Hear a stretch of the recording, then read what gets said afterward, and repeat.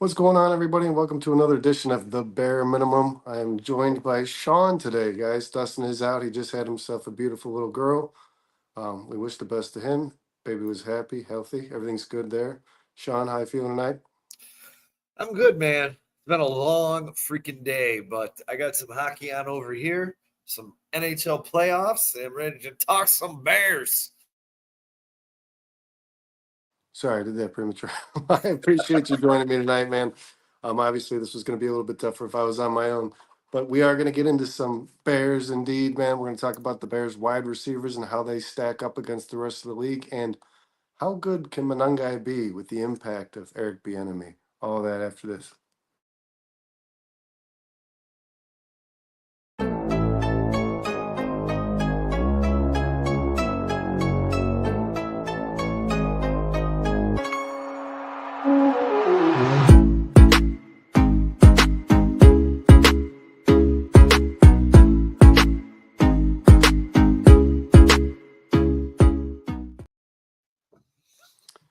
What's going on, everybody? Once again, welcome to another edition of The Bare Minimum. I am joined by host Sean Lugo. He's filling in for Dustin tonight. Sean, I do appreciate you for that. And let's go ahead and get this kicked off with some news you shared with me this morning, guys. That is ESPN's, it's Eric Moody, right? Yeah, it is Eric Moody. Eric Moody stated today that Ruben Hippolyte was the worst pick in the 2025 NFL draft, and that's not very far off the actual live reaction that you, me, and Kyle had during that pick, guys. And yeah, we beat it up a little bit, but Moody basically had the same take that regardless of how you feel about this player, it was just a bit of a reach, man. Yeah. You know, they always say you got to take 3 years. On the surface, it does look like a bad pick, but from everything that we've learned, he has great athleticism, strong football IQ. He's got good speed, agility, tackling, and physicality, and kind of was a pick from our defensive coordinator. And we've been raving about this staff and how much we trust them. So if they see something, if Dennis Allen sees something that he likes in this guy, whether it's his leadership that he showed at Maryland or maybe the versatility, they're talking about. I was hearing that he could be a reverse Brian Urlacher, instead of going from linebacker to safety, the way that Urlacher went from safety to linebacker. So on the surface, I don't disagree with Moody, but again, I'm going to trust Dennis Allen here, and I'm just going to say, hey, let's see what this guy gets on the field, and maybe we don't know, and maybe he is something. I don't know. I don't know. Yeah, clearly Allen's got some tricks up his sleeve. He's got a plan for this kid. My only concern with this pick, even more so, Sean, after the report that you shared with me today, is we've heard a little more about it now, and Dennis Allen basically made this pick, and that Yeah. concerns me a little bit because Ryan Poles can listen to his coaches. He should, absolutely. He did through the entire draft. But knowing when to take a player is the general manager's job, right? And if Yeah. Dennis Allen's in your ear telling him this is the guy I want, this is the guy I love, you go out and get your coach the player that he wants, but do it when it's appropriate. I mean, if there's by all by all NFL analyst measures, this guy was projected to be an undrafted free agent. You take this guy in the seventh round, or even the sixth, makes it a little more acceptable to me. But regardless of whether or not Dennis Allen was dead set on having this kid, he could have been had at a much later point in the draft, as far as I'm concerned. Yeah, I agree. We were talking about some of the players that were there. There were some good, and I can't remember off the top of my head, but I'm pretty sure Billy Bowman Jr. was still there. And I can't remember when Lathan Ransom went, but I know those guys were a little bit later in the draft and we needed some help at safety. But again, like if these guys are looking at his athleticism and his speed and what he brings to the table, and they're talking about maybe adding him to special teams and working him in and that transition to a safety. Maybe there's something more here. I did not like the pick. I think we've we've covered Yeah, that. we voiced ourselves there. But again, like maybe there's something here, that 4.3 speed at what is he? I think I had him listed at 6 foot, 230 pounds, and they clocked him at a 4.4 and a 6 second 3 cone drill.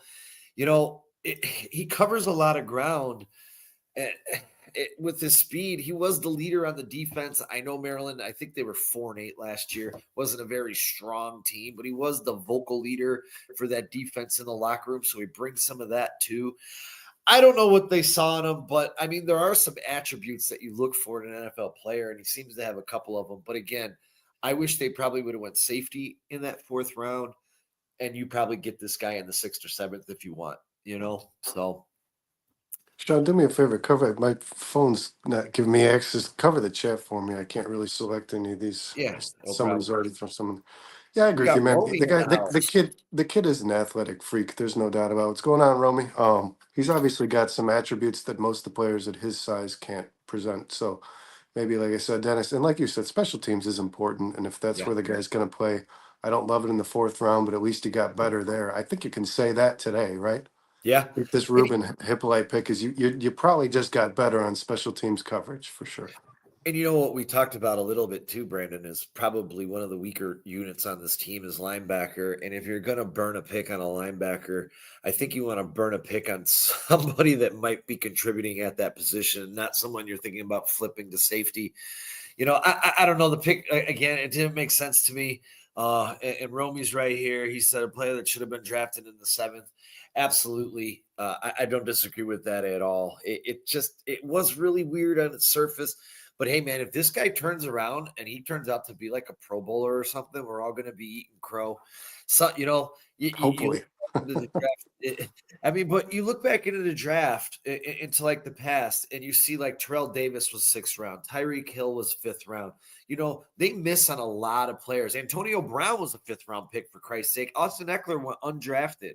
So these guys don't hit on everybody. So again, I'm gonna say on the surface, I hate it, but I'm gonna give it a year at least to see how it develops and see if he develops into something. Dennis Allen's vision, I guess, let's say. Dennis Allen's vision with this guy. Well, and I guess one thing we can certainly look forward to is this guy's going to be used. There's no Yeah. doubt about that. If they went up and competed with themselves to take this guy with the 4th round pick, and Dennis Allen was whispering to Ryan Poles' ear, he's got a plan, and this kid's going to be playing defense. A lot of people have talked about special teams, but I have no doubt Ruben Hippolyte's going to be on the field when the defense is out there for sure. So you at least added, and we talked about all offseason, Sean, a lot on this podcast about who is going to replace Jack Sanborn. I'm guessing if they selected this guy in the 4th round, that's who they expect to be on the field. So, And that and could he's a very well sound be. tackler. I know that. I'll tell you this. I like what Romy says. So, Romy, let me ask you this. Romy said at the same time, Kyle, God, Monangai. Monangai, thank you. Could have been a 4th or 5th round pick, 4th or 5th rounder too. So if we got him in the 7th and we got a 7th rounder in the 4th, do we just say, all right, they cancel each other out and it's a wash? I wish that's how it worked, but unfortunately for Ryan Poles' grade, that's not how it's going to work in the long run. If this guy's cut by next year, man, and a 4th round pick, he's going to hear a lot about it. Uh, Yeah, I think we've beat up Ruben Hippolyte enough. I did want to mention though, because when you sent that to me this morning, I was like, man, at 32 teams, 7 rounds. That's a lot of players for you to be yeah. the worst. I mean, that's that's worth mentioning for sure. Another thing that I did read today, Sean, that I found interesting because I was looking for some Bears news, guys, to see if we could present something a little different on this show than everybody's been doing this week.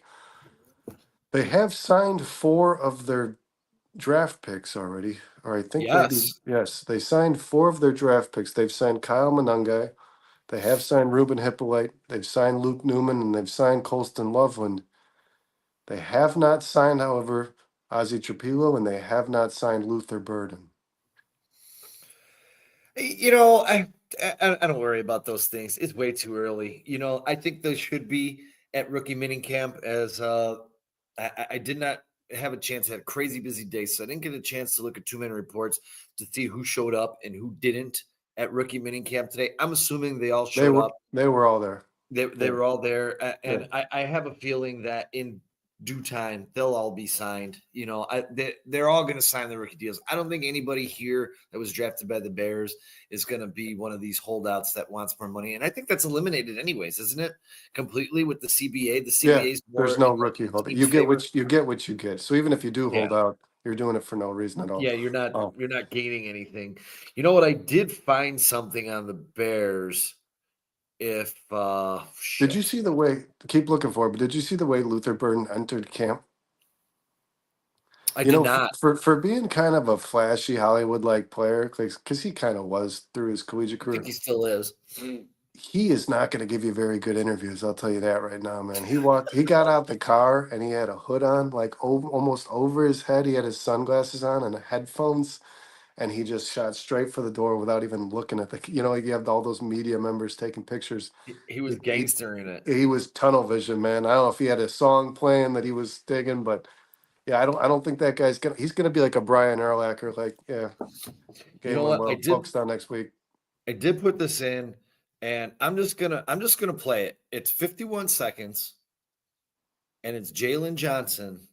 He kind of gets cooked at the end by Keyshawn Johnson. I don't know if you saw this. Oh, I Um, didn't know. I saw the two yapping at each other on what is it, first take or it whatever they was one were of on. those. Yeah. I'm gonna put this up because these are. I want to talk to you really quick, and this is totally impromptu. About Jalen Johnson's expectations for the season. Check this out. This is awesome. What's your expectations for yourself going into this following year? Expectations. It's crazy. I just wrote my numbers down too. I want to have 7 interceptions. I want to have 3 forced fumbles. 10 turnovers at Okay. least. I want to have no touchdowns given up, no games over 50 yards. I A want to solid have, lockdown defense right there. yeah, no doubt, first team All Pro, Pro Bowl again. That's a given. But just as far as numbers go, I want to get in the end zone 3 times for sure. I got to get that too. Ooh. Wait, hold on, man. Hold on. Holla at me. Holla at me. Did I hear you say 7 INTs? You got what? So in the off season, do you get hand surgery or something? Yeah, and jug machine, all that. Don't even worry about it. Cause I know you can't catch, so I don't know how you gonna get 7. Yeah, I did see that. And then I don't know if later on in that cut, he actually, Jalen actually tells Keyshawn Johnson, he says, "I'll beat you all day." Like they want to go one on one on the Oh, field. he would crush him, Um, dude. but I like it, man. I like he wrote Oh, down dude. his numbers. Like that's pretty. You know what you know, just because you played him, man, I never thought about this really, but how strange is it to watch the truth, if you will, Paul Pierce Yeah. talking to Got Jalen chalk. Johnson about football. Yeah. You It's know what? I it's was sitting there when I was first watching that because I wasn't paying attention. I was doing something and I had it on in the background on my television. And I turned around and I'm like, is that Paul Pierce talking football? And I was like, huh, that's interesting. yeah. I kind of love it. He hangs on my Jayhawks wall back here. Well, and So he says like that sounds like lockdown defense. That's just something a basketball player that's what says because they don't know too they much in don't depth know. about the sport of football. You know what I mean? So So yeah, this is gonna mix it up. all rookies did show up, man, and obviously this is going to be a big step in these guys, at least young careers, and especially the guys who were undrafted that the Bears brought in because the tryouts begin now, man, and Yeah. it starts with the minute you step in that building of how you handle yourself professionally off the field as well. So we'll see if some of these guys. I know you got a Kansas guy in there, man. What's the edge's name? Jeremy Robinson, Yeah, Jeremy. defensive Yeah, so edge, we'll see defensive end. how things fare for those young guys. And I'll tell you the guy I really like, and I'm going to keep my eye on, and I'm going to call him out right here on the bare minimum. 4-star Chicago Sports is Major Burns, man. I like that. I liked him at LSU. I thought he would be selected in the 6th or 7th round. Very athletic, kind of a ball hawk. On a okay LSU defense this year. It wasn't the standard at LSU this season, but at the same time, he's a sleeper guy that I really like in that secondary who might make this maybe a practice squad, but he's a guy going through training camp and going into the preseason that I'm going to be keeping my eye on. And I didn't see what number he got assigned, but did you see? Yeah, the linebacker these guys brought in is like 5'10". Did you see that? I did not. I heard his name. Shit, I can't think of it off the top of my head. And I think I have it written here. he was He is, a UDA undrafted free agent. yeah, and a very little one at that, man. His name is It's Power Eccles. Power Eccles, yeah, North Carolina. I don't know too much about him, but let's not fall down too far a rabbit hole, but I'll Google him really quick. Let's see what Power Eccles is all He about. didn't run a very impressive 40, man. I did. I did a little homework on him because when I read that all of the undrafted free agents had shown up today, I started to do a little homework. One of the receivers Ooh. had a pretty decent college career in regards to statistics, but he's like 5'10", and then the other one is 6'4", and he only caught 300 yards in his career, his collegiate career. I think out of Auburn. So, and then he had JP Rich or no, not JP Richardson. JP Ja- Richardson was from TCU. Jade Walker. He Jade started at Walker, yeah. Texas A&M is where he finished his career, I believe. Yeah, not too excited about any of those guys besides Major Burns. I do like Major Burns, man, but I mean, they're undrafted free agents. We'll see what happens. Most of these guys I'll tell you this, dude, and I'm gonna double check this, but I think the one story that could come out of this is the major leg that is on one Jonathan Kim, the kicker out of Michigan State. You know, we've been saying here that this Santos doesn't have a monster leg. Well, this kid does. Yeah, you know how I felt. You know how I felt about this position, Sean. This is something that need to be addressed. I mean, Yeah, I know the Bears like Santos, and I know he's one of the more accurate kickers in Bears history, but you can't keep succeeding 54-yard field goals on no, drives that your offense is getting halfway down the field. Like today's NFL, you need those points, man. yeah. You can't just accept the fact that your kicker can't make a 60-yarder. That's Yeah, and that's the one thing. Like I think I talked about a couple shows ago. Like, give me a guy like Aubrey from the Cowboys, who you feel confident throwing him out there at 65 yards and watching him go. You know what I mean? Like, there's no hesitation, especially at halftime or anything like that. I just I kind of I want to reset this position a lot. You know, I like this kid. He's got a big leg. He set a couple of records for the Spartans this year. He had a record-setting 6 field goal day for the Spartans. Spartans were also not very Spartan-y this year. So I don't know. It's just when you look through these things, and I know Santos got a deal and all that, but if you got a guy who can kick you a 60-yard field goal, it's something that you got to take a look at. Especially a guy he transferred from North Carolina. Now he went to Michigan State, but playing in Michigan State, he played in the Midwest weather, and that's always something you have to worry about, wind conditions and all that other crap, especially at Soldier Field. So. No, but I'm with you, man. And the game is ever evolving, and so are the men who play it. This is not going to stop, Sean. I mean, these kickers are going to get stronger, and the field goals are going to get longer. So, like, you got to catch up to the times. And if your field goal kicker can't, if you don't feel confident putting your field goal kicker on the field for a 60-yard field goal, that's probably not an NFL kicker anymore. I mean, 7, 8 years ago, sure. Today, not so much, man. Romy asked, what do we think about the Jadeveon Clowney being released? Huh. He still has probably my favorite college hit of all time. Yeah, Remember when he blew through the line and yeah, crushed that fucking quarterback? I can't remember his name. yeah. Was it a quarterback? I think it was a running back. Was It it a might have been a running back running back or a that he quarterback. murdered? Yeah. He just shot through a cannon, just absolutely annihilated that guy, and that boosted him up everybody's board. Not that he wasn't a badass in college, because he was, but And he's had a serviceable NFL career. Romy, I think if the Bears were to get him on a cheap deal, it'd be worth it just for the depth alone. I know we talked about this on the Halas Hall hangover. Guys like Darius Smith, you're at least giving Montez yeah. Sweat and Deo a break. You know what I mean? These guys can't play every down, not in today's NFL. Every NFL team rotates their defensive line. So, but he's also been a pretty good run defender as far as I'm concerned. Jadeveon Clowney, he's got a high motor. I mean, he puts it all on the field. I've liked Clowney. I thought throughout his NFL career he fell short of his expectations, being as picked as high as Yeah. he was. But I think he's been a pretty good player no matter where he's gone. Yeah, he's never had more than 9.5 sacks. That's his total and his highest in his career.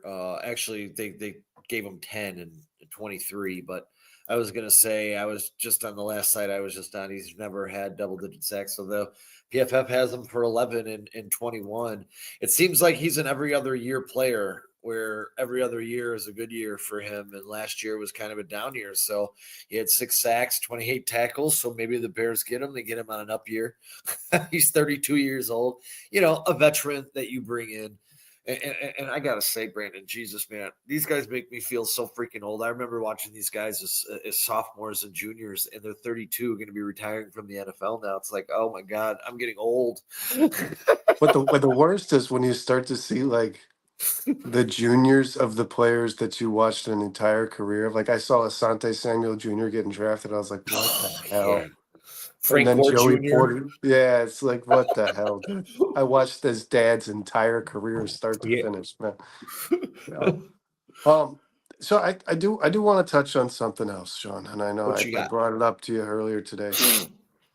I want to address the trolling, okay? Uh-huh.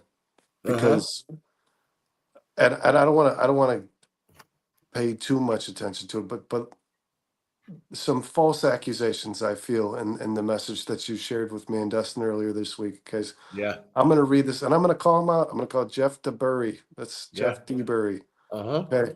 This is what this individual posted on, what was it, Facebook? Yeah. Yeah, it was in Windy City End Zone, a place where Four Stars shares an admin with them. So this gentleman said these podcasters aren't professional analysts. They're basically just YouTuber fans. And he said, "Well, let's talk about that first, okay?" So I psychoanalyzed this, okay, Sean. So the first thing I did when I read this is these podcasters are not professional analysts. They're basically just YouTuber fans. So I googled what makes a sports analyst a professional, and this is what Google says: a professional Ooh, that's sports interesting. analyst demonstrates expertise in few key areas, strong analytical and communication skills, an understanding of sports rules and strategies, an ability to analyze data and derive actionable insights, and proficiency in software. Okay, so I can assure you that after doing this for the year that we have, Sean, being a YouTuber fan is being an analyst. Is it not? I mean, by definition alone, is it not? I mean, I, me and you live and breathe this stuff, the same as yeah. the guys who are in our chat here talking about it with us. You can tell they're informed as well. I don't got to go out and get a degree and slap a badge up here on my little desk in front of me to be able to talk sports, guys. And that alone bothered me, Sean. I don't, what do you have any input on that first the breakdown of the first sentence of this troll? Well, for me, it's kind of was in my response is, I've never claimed to be a professional analyst. I'm a diehard fan who loves talking about this sports, whether it's the Cubs, the Blackhawks, the Jayhawks, it doesn't matter. I love to talk sports 24/7, and I love to talk with other people, and I like to know what other people are thinking, whether they agree with me or disagree with me. It's always fun to see what somebody else thinks because maybe it can change your perspective, which Kyle did last night on the Barely There podcast. He changed my mind completely a little bit on the Minnesota Vikings. We were talking about them about the draft. So I think that's kind of the cool part. Yeah, and listen, we've gotten a lot of messages from people that say like, your guys' podcast sucks. What you do, so that's you know what that's you at least have an opinion. That's fine. You know what I mean? You're at least listening to it and saying I don't like it, Yeah. as opposed to somebody who's just telling us we're not professionals. Like we don't have to be. That's why we have a podcast on YouTube. You know what I mean? We don't. We Yeah. don't. We don't have to be professionals, man. And I'll read further, man. So he says they don't know any more about what's going to happen than we do. Well, professional analysts don't either. Nobody knows what's going to happen in the world of sports. You make an educated guess based on what's evolved in front of you, right? Yeah. Do you think Stephen A. Smith knows what the Bears' record's going to be before the season starts? This is just not how it goes, man. I mean, so again, a moot point doesn't make any sense at all. So I want to throw that at you too, there, Jeff DeBerry. And then he says all they want is for people to watch their videos and to subscribe to their YouTube channels. Yes, We would love for people to join our conversation and chat about the things that we think are interesting throughout the week. Sean, me and you and Kyle and Dustin, we read Bears news, we read sports news, and we think, that'd be kind of cool to talk about with these other guys. And then a bunch of people join us in here and keep the conversation moving forward. Absolutely. Absolutely. Yeah, we love to do that. And then the last Mhm. part of this I find comical, and sorry if I'm letting anybody down who had this in mind for their future, but he says, I just want you to subscribe to their YouTube channels so they can be monetized and make money from the ads they run. A, been doing this for a year. Don't run any ads. B, been doing this for a year, and I'm pretty sure we're in the hole Yeah, we are. financially, substantially. So, yeah, I wanted to get that off my chest, man. Like I said, a lot of guys come in and say, "Hey, your podcast sucks." That doesn't bother me one bit, man. I listen to a podcast sometimes and I think, God, that sucks. I'm never going to listen to that again. That's fine. I don't mind it. Yeah. This to me was a little like you're not making any points at all with what you're saying here because every podcast and every sports analyst is the same. It's just a big fan, man. That's what these guys Yeah. are. They're And I don't fans. disagree with that, man. Like I feel that way about like like you said, no one can predict. Like even Pacoda and Fangraphs and all these guys that put out stats, it's an algorithm projection. You know, like we talked about, the Redskins were supposed to have 5 wins last year. They weren't supposed to be playing in the NFC Championship game, Yeah, and but show they me the were. pro analyst that said they were. You know what I mean? Show Like, me the pro that told everybody that the Commanders were going to be an NFC Championship game. It's just that we do the same thing as everyone else, man. And if you take live a it, you breathe guess. it, you study it, you read it, you'll have probably a smarter or a more correct, more accurate opinion than the guy next to you who's not doing the same thing. The reality is it's almost shameful, Sean. We love Yeah. sports. We're too obsessed with them. Our wives hate us for it. That's Yeah. just this is the reality of our lives. I What, found myself in life retaining the information that mattered the least, right? yeah. Movie quotes and sports statistics, things that are never gonna get me anywhere in life. But it's the stuff that I love and I'm passionate about, the same as you are, Sean. And that's why we get heated when we're on this show. That's not people could say, oh, they're just guy like how heated we've been on this show yelling at each other over this Yeah. football team, man. The Bears have almost brought us to physical altercations. I mean, don't tell us we're not passionate about what we're doing. And again, Hey, we do appreciate everybody who joins us in this chat, who does like what we're doing, who brings forth yeah. points to our conversation. The guys who keep moving this stuff forward, man. We appreciate you, and we appreciate that you're not there just to hate. And I'm thinking to myself, like, God, this guy's not too active in life. Because interacted with him, he actually came up today. It's funny that you bring this up today. Because I interacted and responded to him, he came up as a person I might know as a friend request. I was like, oh my gosh. Yeah. Yeah, no. You send them a friend request, you're just gonna think it's some sort of scam. This is what these guys do. They friend request you and then they ask you for money. So yeah, I wanted to get that off my chest, man. The best thing you can do is, like Romy said, either not answer him or just shower him back the way that I did with my response and say, hey, man, either you like us or you don't. Join us. Awesome. If you don't, that's cool, man. I don't really care either way. I'm here to hang out with my buddies and talk sports, and I'm gaining a bunch of other friends in the chat along the way, and I think that's pretty awesome, man. Like, Yeah, and it's a we big met some of deal. those guys at our live show, and these guys are Yeah. good people too, man. That's another thing. This is a way to network, and it's a community, man. We're all fans of the same team. That's Here. what's funny, man. Is I've come to find in these groups and forums that I join on Facebook when I talk about the Bears, it's almost like a divided fan base. Like especially when Yeah. the Justin Fields thing was going on. Yeah. When you were I reading felt this that stuff, way. you forgot that like we all root for the same team at the end of the day. It was interesting, man.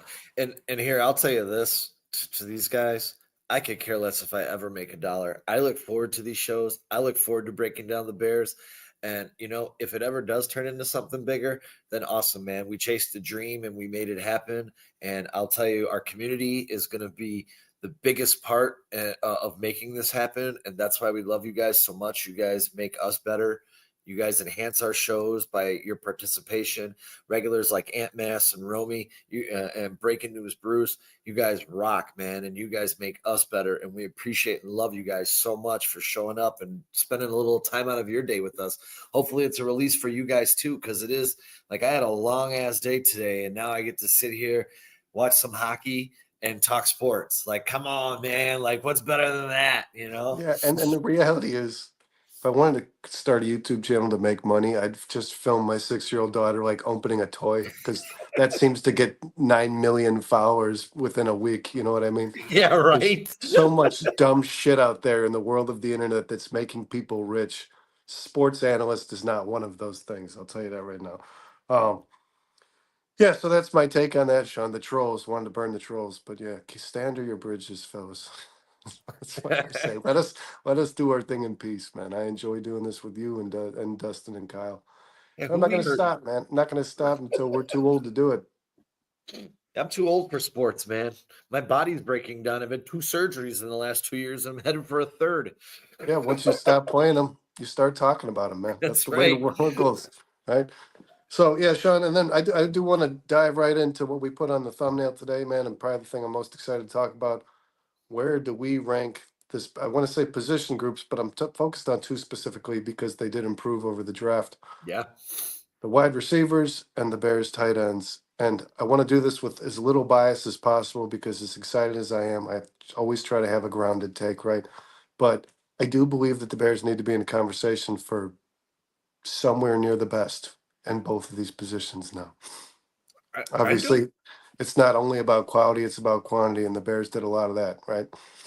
You know, I was thinking about this. I was driving around and, just thinking about it and thinking about it. And, I don't know yet if I have the Bears inside the top 5, In which but I group? have them Wide inside the receivers? top 10 in the wide receiver room.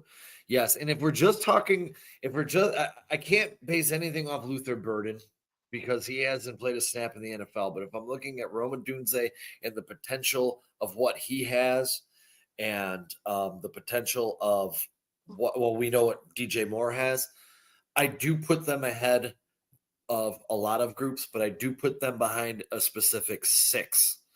Well, I And did, I did, I did put rookies in there. I did account for rookies and the potential I believe they have. I know the Luther sure, Bird is going to be a good player, and the reason I say that I put rookies in there is because my number one receiver core in the NFL is because of a player who was drafted just a week ago. So I'll tell you this right now: the team that I have at number one is the Tampa Bay Buccaneers.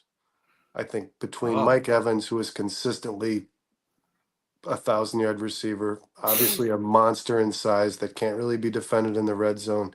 You have Godwin, who was exploding into possibly the best slot receiver in the NFL last year. And then you add Emeka Ibuka. oh, This just got real, real nasty over there for Baker Mayfield. And then you got a gunslinger playing quarterback, man. So yeah. I do think I love the Bears 3. I do think that Tampa Bay is probably ranked above everyone else in the league. I don't know. What do you think, Sean? Who do you have at number one? Number one. My number one and number 2 are like 1A and 1B. Um, and it's not because of number 3 receivers. It's because of the main 2. And I hope Bears fans don't beat me up too It's the bad for Packers. No, I'm just no, kidding. not the Packers. The Packers aren't even in my top 10. No, me neither. I have a tie between T. Higgins, Jamar Chase, and Jordan Addison and Justin Justin Jefferson. Jefferson. Yeah, and Yeah, there, I who mean was the third cat in Minnesota who started to play a little? Jalen Naylor. Yeah, he's Yeah, playing pretty good football. yeah.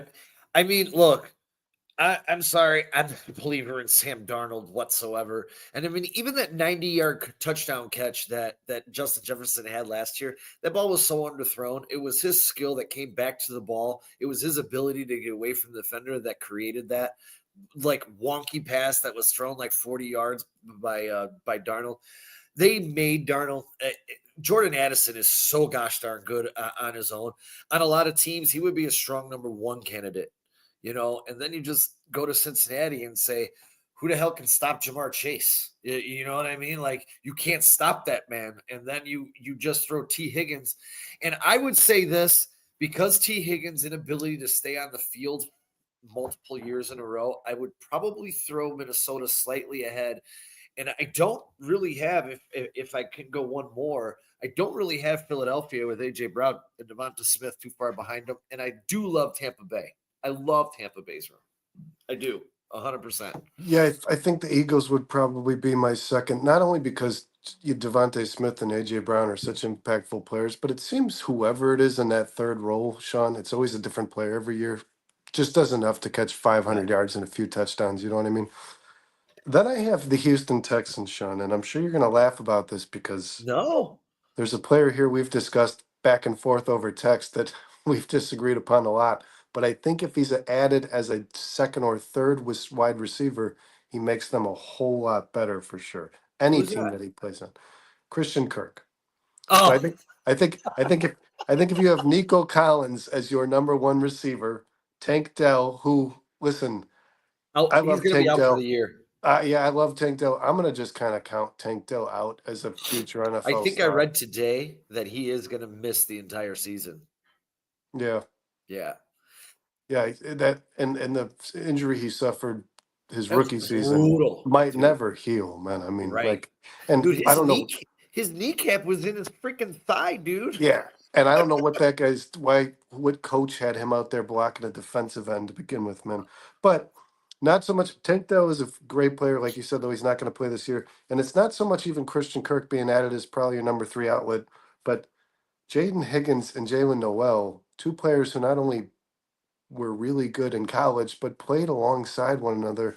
That always seems to transition well to the pros, no Yeah. matter what sport, no matter what position. These two guys will obviously probably be comfortable playing alongside one another. So you're now looking at Nico Collins, Christian Kirk, and Jaden Higgins primarily. And then Noel is coming in off your bench for that fourth role when you want to go five spread. So I have the I'm Houston Texans there at 3. going to make a crazy prediction. And Nico Collins, man, might end up being the best receiver in the NFL. There's a chance. This guy just gets better every year. And when I say better, his improvements are, I mean, world strides. I Who mean, was that? I'm sorry. Nico Collins, Nico Collins. Oh, every Nico year, Collins. he God. doesn't just get a little bit better season by season. Yeah. He explodes That, every that year. Houston offense changed dramatically when he was out of it last year for Oh, those yeah. 4 It weeks. was over. Yeah. So Yeah. it It looked, was. it's Yeah. a dud. Yeah. I'm going to go out on a limb here, and I love Jaden Higgins. He was one of my favorite receivers coming into this draft, but because of the um, open area that the open slot that is going to be vacated by Tank Dell missing the season, I think Noel. Jalen Noel fits right into that slot and may come out of this year having a better season than Jaden Higgins. And albeit I think they're very close talent wise. And when I did my rookie tight ends, and I'm getting a blog together to explain my top 10 rookies, and I'm going to have it up on our website, 4starchicagosports.com. Our blogs are awesome, guys. Go check them out. We really appreciate it. I had Jaden Higgins at 9, and I had Jalen Noel as an honorable mention. And I already put it together, so I'm not going to change it because I do think Jaden Higgins, as far as makeup, might be a little bit more talented, but because of what they need, Jalen Noel might have a better season, if that makes any sense. Yeah. And yeah, I mean, I mean, you're right. That was obviously a role where players had previously thrived, right? Tank Dell had Yeah. a really, really, really good rookie season. There's no reason that Noel can as well. I do think, though, that Christian Kirk can play a little inside and out. So Kirk's going to take some of those snaps from Noel on the You know inside. my feelings about him. I wouldn't be surprised, Sean, if Higgins becomes the full-time starter across from Nico Collins on the outside. Just He because could. the guy brings the element that you lost with Tank Dell. It was Higgins, right, who ran like a 4.34 Yeah, Higgins something. Higgins is a beast, dude. Yeah, he's a burner, and I think you're bringing the element. He's bringing the element that you lost in Tank Dell. So But Jalen Noel, I believe, is a 4-3 guy as well. yeah, they're both, and that's why I have these guys where I have them at number 3. Sean, is it's a good problem to have. They have It too many really options, is. and I think these guys, the addition of these two players, will get C.J. Stroud back to where he was his rookie year, and that Houston Texans team playing in such an ass division, because let's be honest, it just is. I think this Houston Texans team comes out as one of the best records in the NFL next season between playing the Colts and the Jaguars and the Titans and all that nonsense over there, man. I mean, they just got an easy road to success. So really quick, Noel was a 4.39 and Higgins a 4.47. So both can turn it up and Yeah. turn and burn. And a 4.47 at 6'4", 214 Yeah, the is kid is goddamn huge, man. impressive. That's why I could see Higgins eventually being the starting wideout across from Nico Collins, maybe even in week 1, man. I would imagine that you still want Kirk played in a limited role because Kirk does have now. I think it's fair to say he's got the injury history. That's Yeah. you want to try to limit that guy's snaps if you can. So, like I said, I've got Tampa Bay first. I've got the Eagles second. I've got Houston third, and then I would just because of the pure talent of Jamar Chase. I am putting Chase and Higgins above the Minnesota Vikings. I'm putting those guys at 4, man. Jamar Chase is just, and I actually don't even have the Vikings fifth, man. But Jamar Chase, T Higgins. If T Higgins stays healthy, you have 2 number 1 receivers on your football team. I Yeah. used to think T Higgins is a good, I don't know, a good counterpart to a really good player, but T Higgins is that dude as well. He really is. I mean, I every year that he stays healthy, at least and stays on the field, his numbers always never cease to amaze me by season's end. And Joe Burrow really pushed for this guy to stick around because he does make a difference. You can't just fill that out with somebody else. You know what I mean? My number, we're on 5, right? I just gave my 4. 4. My 4 is going to be Tampa. It's as you said, I mean, we have Mike Evans, tied Jerry Rice for 11 straight 1,000-yard seasons. He's a touchdown machine. Chris Godwin probably would have had 6 in a row if it wasn't for the injuries that he sustained in his career. I do have a little hesitation with Chris Godwin coming off a serious injury, maybe slow, maybe better player come the second half of the year after this injury.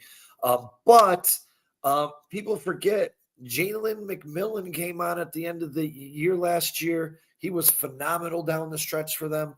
They did pick up Abuka, as you touched on just a couple of picks ago. I mean, this turned into a very deep room. And as I said last night, I'll just pump my heart a little bit because I love Baker Mayfield, and they got him Me too, weapons. man. You Yeah, can't not root for Baker Mayfield. that guy's awesome, dude. His he's a commercials great are human great. being, dude. Yeah. Yeah, I love his post game interviews, man. But I didn't even think about that too, Sean. Honestly, when I put Tampa Bay first, I kind of almost forgot about Jalen McMillan, who, when Chris Godwin got injured, really did kind of Yeah. just fill right in, man. I mean, they didn't lose much as good as Godwin was playing. By season's end, Jalen McMillan was He potentially blossoming into a guy who could play number 1 on another team, man. and you know what sucks? I held on to him all season, and right when I dropped him, he just took off. I just had the Yeah, worst that's how fantasy it always freaking goes. year ever. My next team, man, after Cincinnati, is actually the Dallas Cowboys. Because of the recent acquisition of George Pickens, I got to put, and I thought Jalen Tolbert played a pretty did his pretty Tolbert's pretty serviceable. good. Yeah, I think he caught like just under 600 yards and 7 touchdowns last year. So with the addition of George Pickens, you got CeeDee Lamb who can pretty much do anything in regards to speed, size, strength, contested catches, downfield, short field. You got this guy in Pickens now who you can just throw the ball up to. I mean, this Dallas offense got a whole lot better by adding George Pickens. As big of a problem as he is off the field or on the sideline, I should say. Yeah. Who you got? I had a problem. I had a little problem with this because I was between 2 teams here. One of them was the Cowboys. But because CeeDee Lamb is man, I have a hard time with this one. I'm gonna go as a whole. I'm gonna go with the Rams. My next will be the Cowboys, but Puka Nacua, when he's healthy, he is unstoppable. And then you add Devontae Adams to that room. Now they don't have much. Unless I'm mistaken, I don't think they have much after those 2 guys, and I think that's a little bit different between them and Dallas. I just trust them both more because it remains to be seen how George Pickens ends up, how he acts in Dallas when he doesn't get the ball in his hands, if he's this pouty baby. And the one thing for me with Pickens is he just came from one of the finest organizations, Mike Tomlin. And if Mike Tomlin couldn't reel this guy in, and Mike Tomlin's like, yeah, it's time for this guy to go. First-year head coach Brian Schottenheimer, he's got his work cut out for him there with this guy. I'm a little nervous about Pickens as a whole, but the talent is off the charts. Just if he can keep his head on straight. And I don't really have those worries. Devontae Adams and Puka Nacua are the consummate professionals. They're going to give you everything they got, especially when they're on the field. They're both almost uncoverable. I love those guys. And again, this is probably a coin flip with if we're just talking 2-on-2. I think Dallas is a little bit of a deeper room, if that makes sense. And a little more youth on their side. Devontae Adams is getting like the Rams. Man, I wanted to put them higher on my list, but I'm not sure what Devontae Adams we're going to see this year. Hopefully, with Matt Stafford, there's some reinvigorant with his career. But he's coming up. He's coming up another solid year last year. I mean, playing with like no fucking quarterbacks again. Yeah. Oh. So my next is the Minnesota Vikings with Jordan Addison. At 5? Yeah. No, we're at 6 now. We're at 6. Ooh, wow, you have them at 6. Jordan Addison and Jordan Addison, man, he's got, I don't know, it's like a boomer, but he's really, really, really, really big games, one game, and then he's the guy that I don't like touching in fantasy, man. Yeah, he's boss. Yeah, he's like 38 points in 1 week and 6 in the next. It's because Justin Jefferson sometimes is going to consume so much, you know what I mean? He's going to get 10 or 11 catches in a game. And you already kind of beat the Vikings up, which you did a pretty good job at that too, man. After that, at 7, Sean, I do have the Chicago Bears.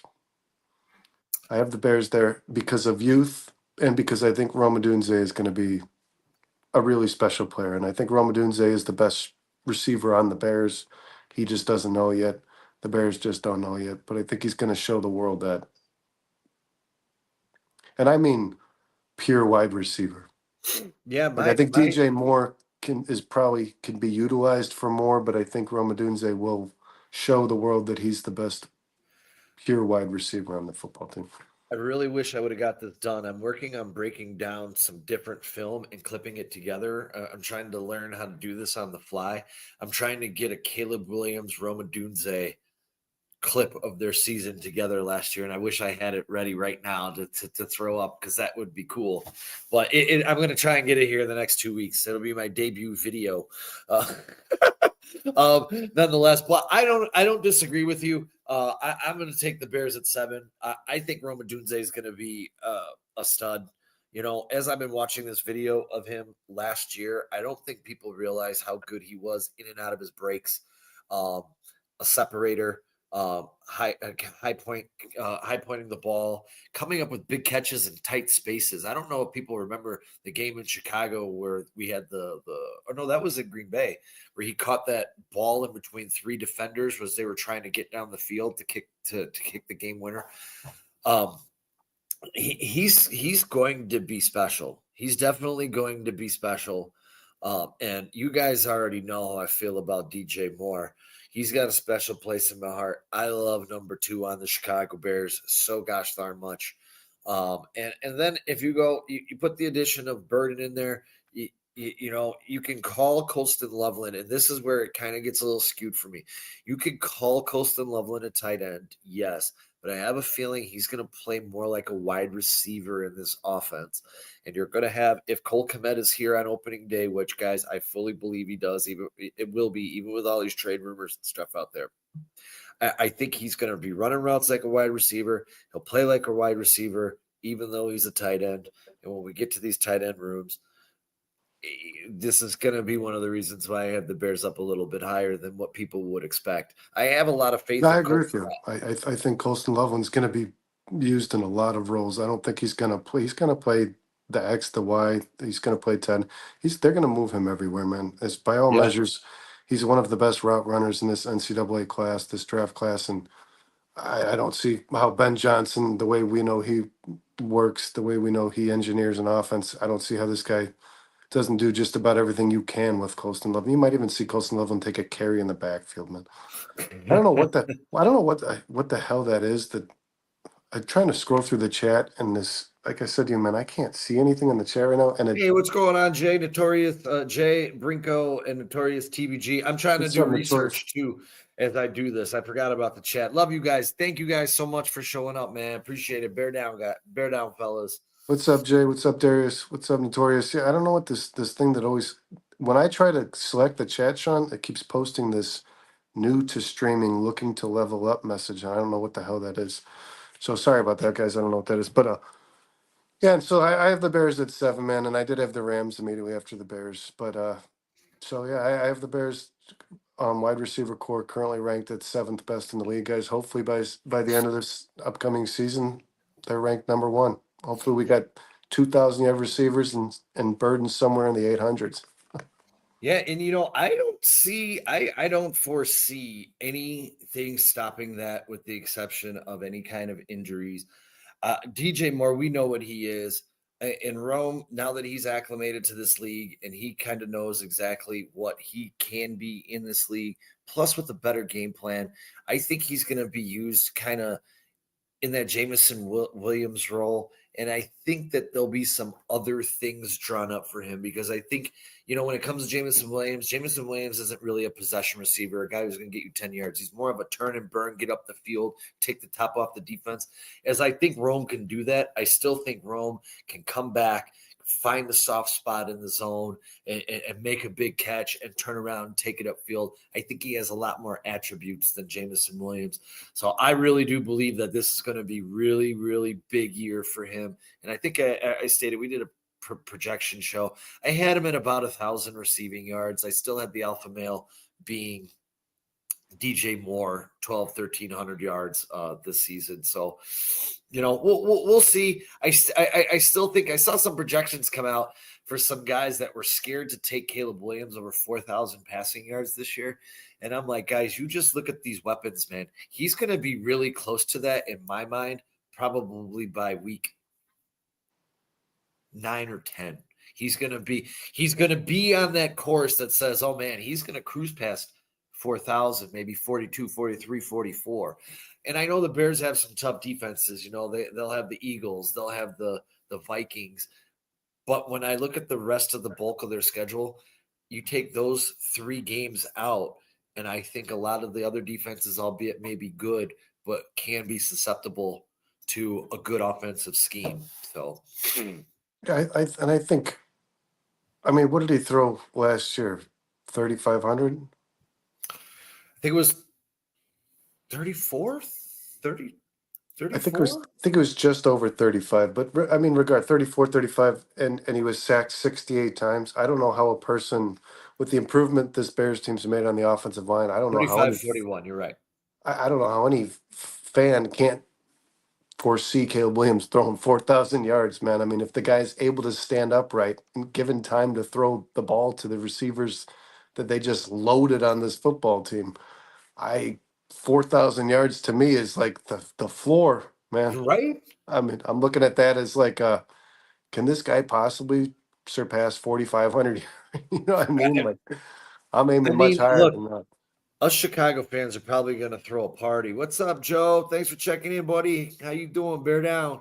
Notorious says, "Can we get Connie on a cheap deal?" Yeah, Notorious, we did chat that up a little bit. And I think I don't know, Sean. I don't know how you felt. I said I'm all for it if it comes I cheap. would be in on it. I would like Clowney here for a year. Just the nostalgia of having Jadeveon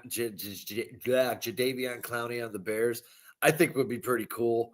I still personally think the Bears are going to end up with the veteran edge rusher. If it's the way Kyle stated it would happen, as far as waiting for roster cuts, or they sign one of these free agent vets that's available, I do think there's going to be a veteran edge added to this roster. And Brandon, I know you kind of feel this way. Like this is something that kind of has to happen or you. I don't know. Do you feel like you want one of these vets? Whether it's Zadarius Smith, maybe Jadeveon Clowney, maybe Preston Smith. I'm out on Von Miller. I think he's over the hill. Yeah, Sean. I mean, after we talked about it on the Halas Hall hangover, after you brought it up, I thought about it, and I just don't think you have enough depth here. I think you need to sign a guy, regardless of what I think he's gonna be. Like, if he's gonna make an impact or have 5 to 10 sacks, it doesn't matter. I think you just need somebody to fill some snaps, man. Yeah. You're hurting here. I mean, right now you have Austin Booker, you have Montez Sweat, you have Deo, still have Dominique Robinson on the team, but who knows how that's gonna go. And that's pretty much it, man. Yeah. It's Dominic, I think, is gone. And I'm very, not only because he's a Jayhawk, I'm very excited to see what Dennis Allen can do with Austin Booker. I'm very excited for that. That's probably one of my most exciting, intriguing things going into this camp. Is not only because I'm a Jayhawk, I love the Jayhawks. Man, would I love for this guy to be a star on the Bears, Well, dude. and one of the first things Dennis Allen said when he was hired is that he loves this defensive line core. Like he loves the players on this defensive line. He's very excited to work with these guys. You have to think, Sean, that Booker's one of the reasons he said that because I mean you're talking about a guy who is a pure pass rusher, and if Dennis Allen has faith in himself, he's got to think, well, I can get more out of this kid than anybody else did last season. You know what I mean? Yeah, and I'll tell you, at 245, um, uh, at 245, what is he? 245, like 6'2", 6'3". That's right in the range of what Dennis Allen looks for in his players. Uh, so Yeah, and I mean, I'll bet here you he comes I in a little said bigger this. too. I'll bet you he I said, comes in this year a little bigger. I was gonna say I said this when because I watch every Jayhawks football game. Don't ask me why, because I like to be cruel to myself.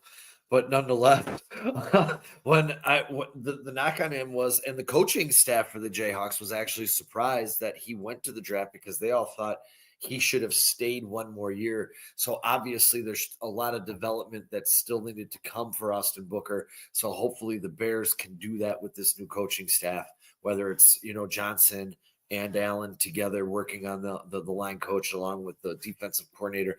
They figure out what's best of him.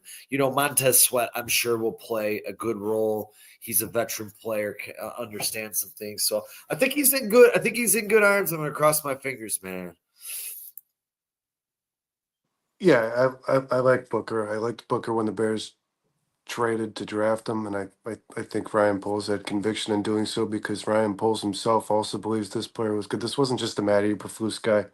Ryan Poles liked this kid, so he's Poles. He's a little Yeah. stubborn about his draft picks. He doesn't like moving on from anyone. Um, so yeah, I'm with you, man. I'm excited to see it as well for sure. I think that not only I'm hoping not only can Booker improve, but I like I said to you guys on Monday, I think Dennis Allen can make Montez Sweat a better player as well. And I think Yeah. that Montez Sweat will have to be if the Bears are going to have a successful pass rush for sure. I know Montez Darius, Sweat brings a lot to the game, and I know he does things outside of just rushing the pass, but we need to see more than 5.5 sacks. And I think Dennis Allen's capable of getting that out of him.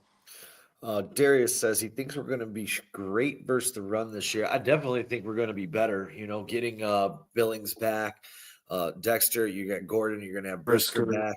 yeah. Yeah, all these components. I agree, man. I don't think we're going to be getting gashed. Like, I think people are going to have to think twice in the first couple of weeks and see how it plays out before they start their fantasy running backs versus the Bears defense. Well, Ruben Hippolyte did have a really good run defend grade too, so that could make a difference as well because the kid is all speed, man. I mean, you're gonna I play some do. really quality running backs, starting with maybe Saquon Barkley in week 1. We'll see how Yeah, that oh goes, man. God.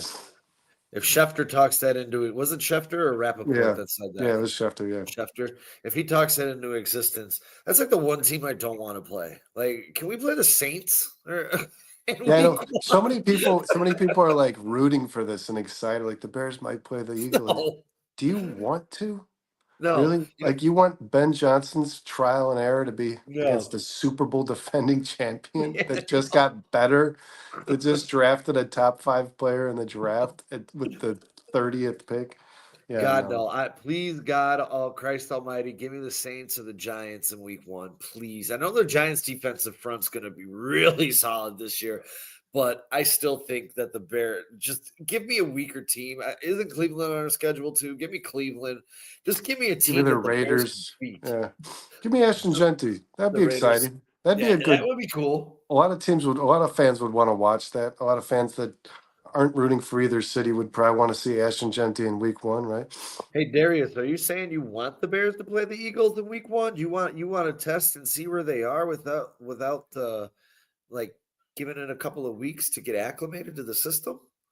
Because for me, I'd much rather wait to play the division again and maybe mix in the Browns, the Raiders, the Giants to kick this thing off. And I don't want to start off with all the easy teams, on the schedule. But I would like to start off a little bit easier, try and get off that snide or get off to a winning start to the season. So, I mean, Darius, if we play the Eagles, you in Philadelphia on Thursday night, just give me your prediction, bud.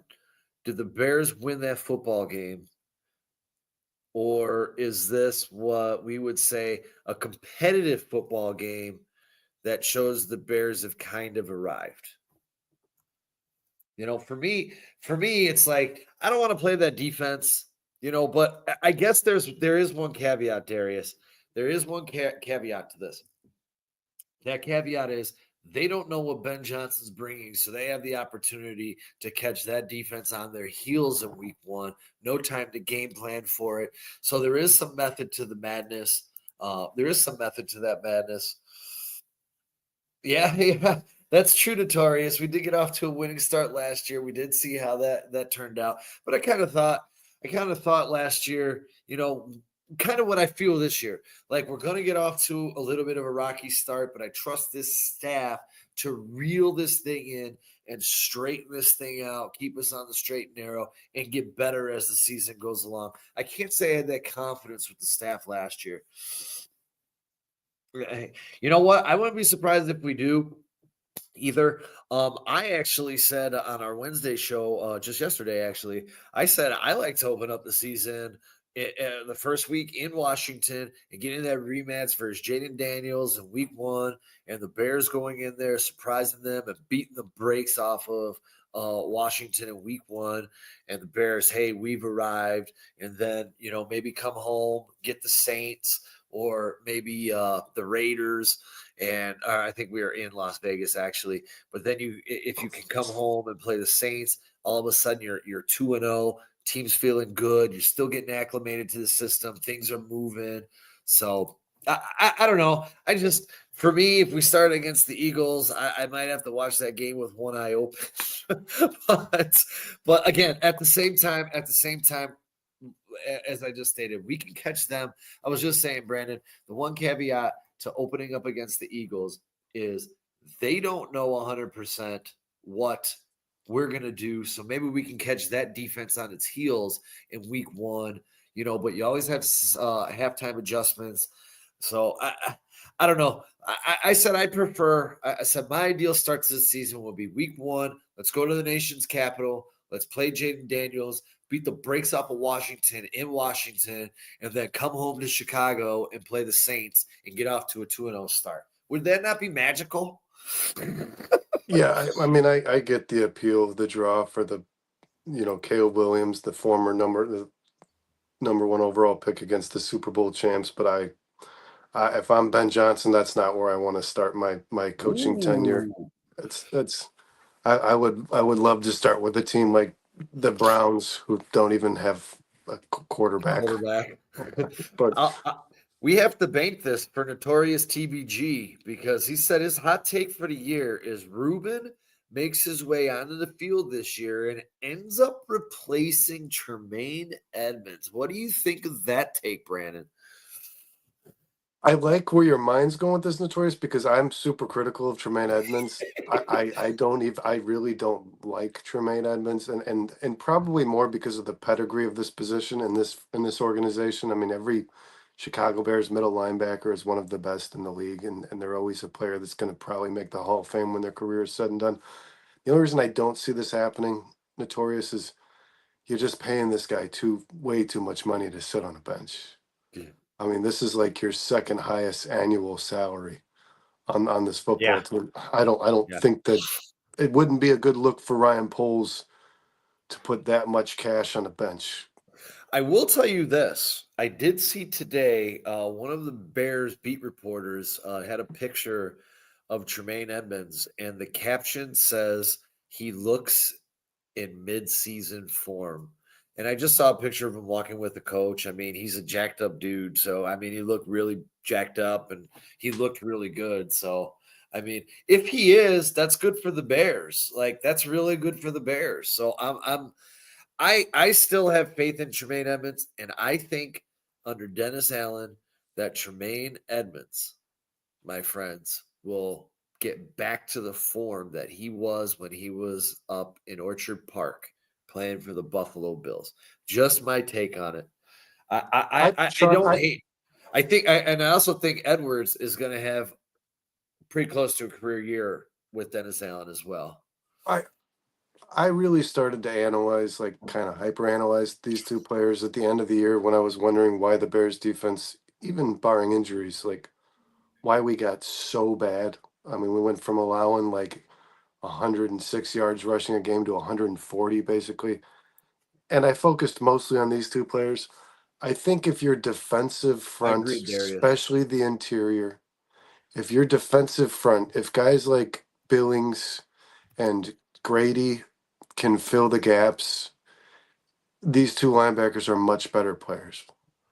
Yeah. They really started to fail, if you ask me, when those swing guards, when those guys got out in front, when there was nobody there, no Billings, no big bodies to fill those gaps, when those guards were able to get to the second level, that's where Edwards and Edmonds both really struggled. If you watched them last year, Sean, when they were picked up, when they were trying to pick up, when they were trying to disengage blocks from those guards, they just couldn't do it. And No. they're both athletic, they're both fast, they're both smart players, especially Edwards. Very smart players. They just don't have the power to get off of these guards, man. And so I think if you've got big guys in the middle up front, making sure those guards don't get to the second level to make those blocks, those two can both be very impactful players again, for sure. Yeah, and it's going to be interesting because, in Dennis Allen's defense, he utilizes cover two principles, but he doesn't like employ the cover two, but he wants to get that defensive line pressure to free those guys up. So if that defensive line, with the stunts and stuff that he's going to run, if he can get that pressure up there, that's going to help Edmonds. That's going to help Edwards. And I mean, that's just going to set up a tremendously, if his defense works the way that he wants it to, the Bears secondary is going to have, we might have 4 Pro Bowlers back there, guys. I'm not even kidding because they're talented as shit. Well, it's kind of funny too, because if I had to compare Dennis Allen to somebody on like the offensive side, it would be Ben Johnson. They're just very creative. They try to disguise everything. There's a lot of moving parts even before the snap. So I mean, these guys are constantly trying to make things look different than they are. Yeah. And that's why every other coordinator in the NFL is like, God, this guy's a pain in the ass. You know what I mean? Like you heard Kevin O'Connell kind of slightly taking a shot, and Matt LaFleur taking kind of a shot at Ben Johnson because they both respect the hell out of this dude. And they both know, like, he's a handful. He's a fucking handful, man. And Dennis Allen is the same as Kyle said. Dennis Allen is a really good job at disguising pressure. It's really hard to know where somebody's coming from, and he's willing to blitz anyone. And that's another thing, man. I know Ruben Hippolyte had 0 sacks in his collegiate career. Yeah. Or 1 sack. But you have got to think, going into this defense with Dennis Allen, this guy will be in the backfield. He's going to scheme him. Yeah, there's no way a linebacker who runs a 4.39 isn't coming around the edge a few times at least, man. I mean, think about that, man. You're talking about a 240-pounder, and you have 2.5 seconds to get rid of the ball if this guy comes around the edge. If he's not chipped or picked up. I mean, see, linebackers, man, even when left unblocked, sometimes just don't get there because they don't have the speed. If this guy isn't chipped or blocked or picked up, he's getting home. There's no doubt about that. And we saw what happened to Malik Willis last year when Byard was left unblocked. So hopefully we see another hit like that against in a Packers game. Sean, I did real quick, and we don't have to beat this one up too much because I think it's going to go quickly. I do want to say this, I'm being unbiased here, Sean. Hey, hold on really quick.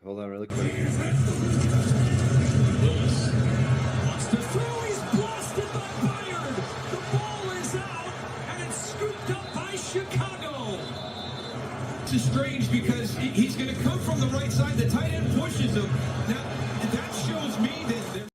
That's such a God. great hit, dude. Malik Willis is probably still feeling that, dude. But I mean, honestly, think about that because Byard was left unblocked on that play. When you have a linebacker who's running 4.39, he's gonna Yeah. do the same thing that a DB just did. Joe I C mean, asks think about us. that. This kid runs at the same speed as most of the defensive backs in the NFL. It's Yeah, that's pretty insane. crazy. And that's why I see. That's why I kind of I can't remember who quoted that and said this would possibly be a reverse Brian Urlacher thing. I think you could probably just call him hybrid.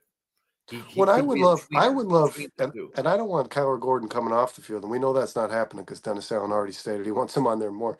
But I would, I agree with Notorious, but that wasn't Love. That was Malik Willis. But you're right. Yeah. I think Jordan Love has one of the lowest pocket awareness percentage in the NFL. I'm not even just saying that because I'm a Bears fan.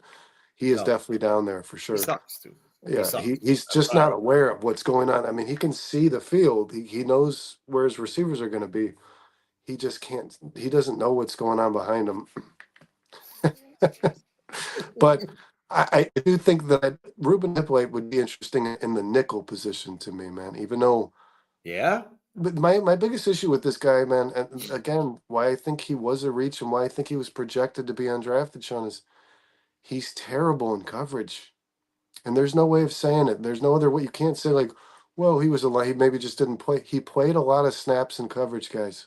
He Yeah. had 0 passes deflected. He had 0 interceptions, and It's very, it's he very allowed interesting. an above 90 passer rating when targeted. I mean, quarterbacks were loving when this guy was trying to cover somebody. That's not a good thing, man. I think Josie is asking us, what do you guys who do you guys see taking the biggest leap in Allen's scheme compared to Flu's?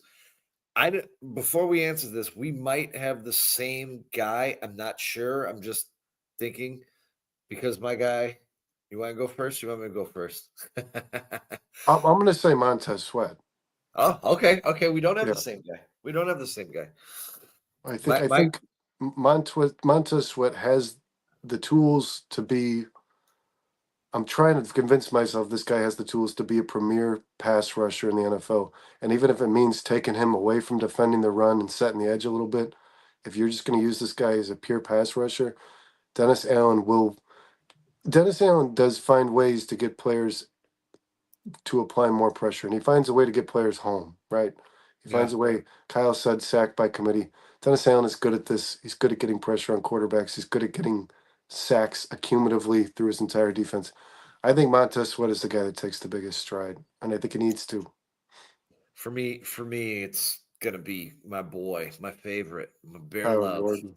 Kyler Gordon. Yeah, I think he's gonna elevate his game so much, man. I think he's gonna elevate him to be one of the premier top 5 defensive players Well, in and all then of Sean, football. the reason I didn't say Kyler Gordon, sorry to cut you off, is No, yeah. because I think he was going to be anyways. I think Yeah. Kyler Gordon was going to develop into the best nickel corner in the league.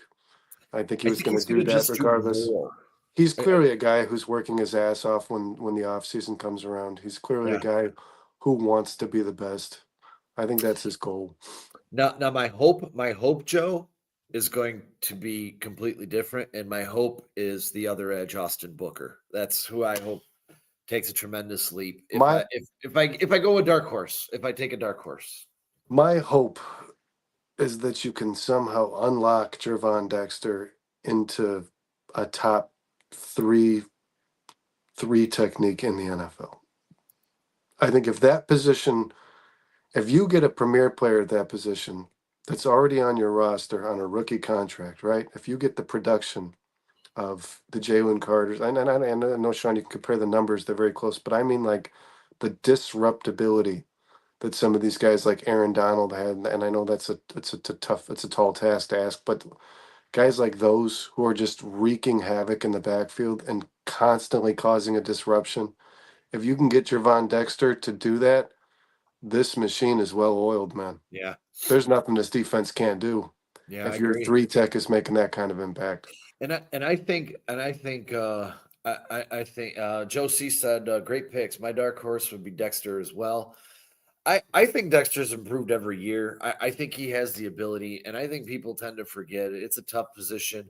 He didn't come in as Jalen Carter, but people do forget he had a down year, the year of his draft. Coming into the season, if you go back to the beginning of that year, his final college year, he was projected as a first round pick. He was still taken in the second round. He had an awful year in Florida.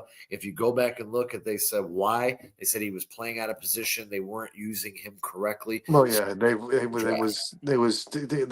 he was reported as trash. Now, not only did they use him in the wrong position, they basically stated that none of the coaching staff at Florida was working with this guy to get low and stay low. Yeah. Like, they were allowing him to stand up, which Yep. developed that trend. And I will say this, Eberflus did a good job at kind of taking that out of him. He was able to kind of. It didn't seem to me like his rookie season, like he was having a big issue with that. What I think could change Gervon Dexter, Sean, because it's something he, even in his draft bio, it said it. His burst off the line is not good. His timing isn't good in reading the snap.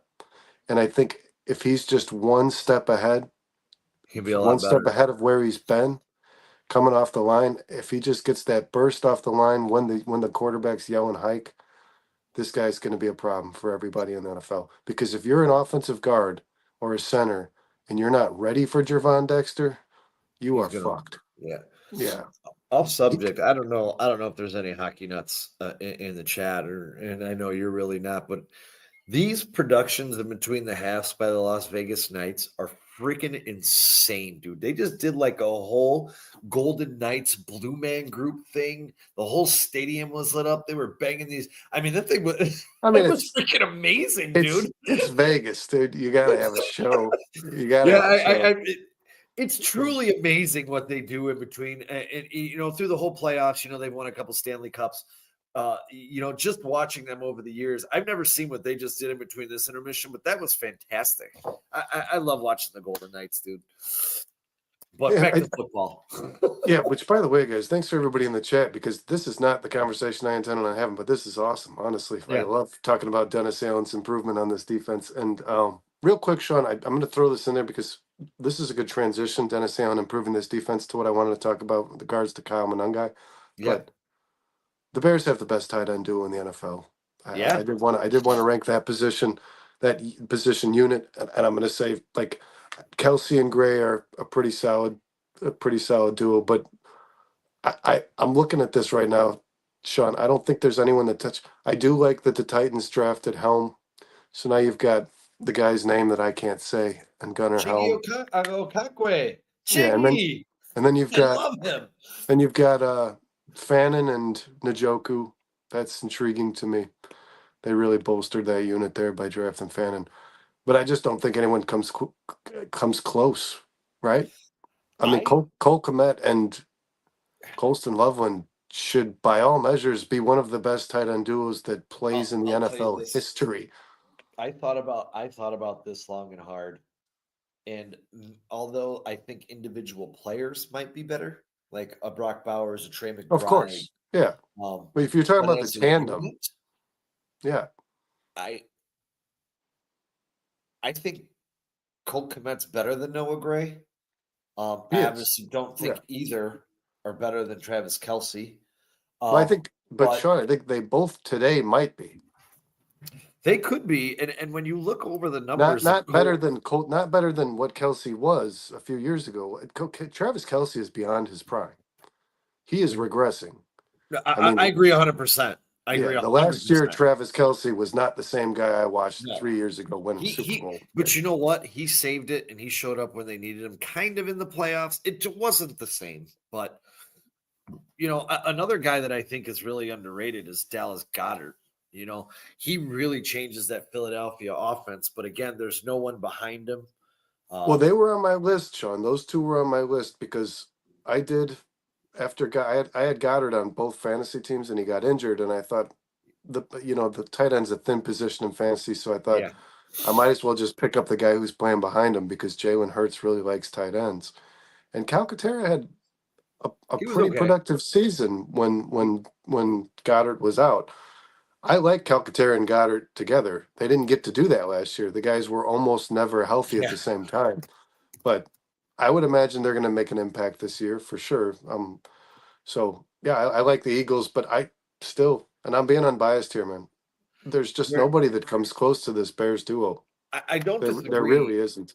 And I know, and I put this up, and I put this together a couple of weeks ago. But when you really look at what Cole Kmet does, he had one drop last year, and he's had 4 drops. It's the lowest rate among all NFL receivers and tight ends.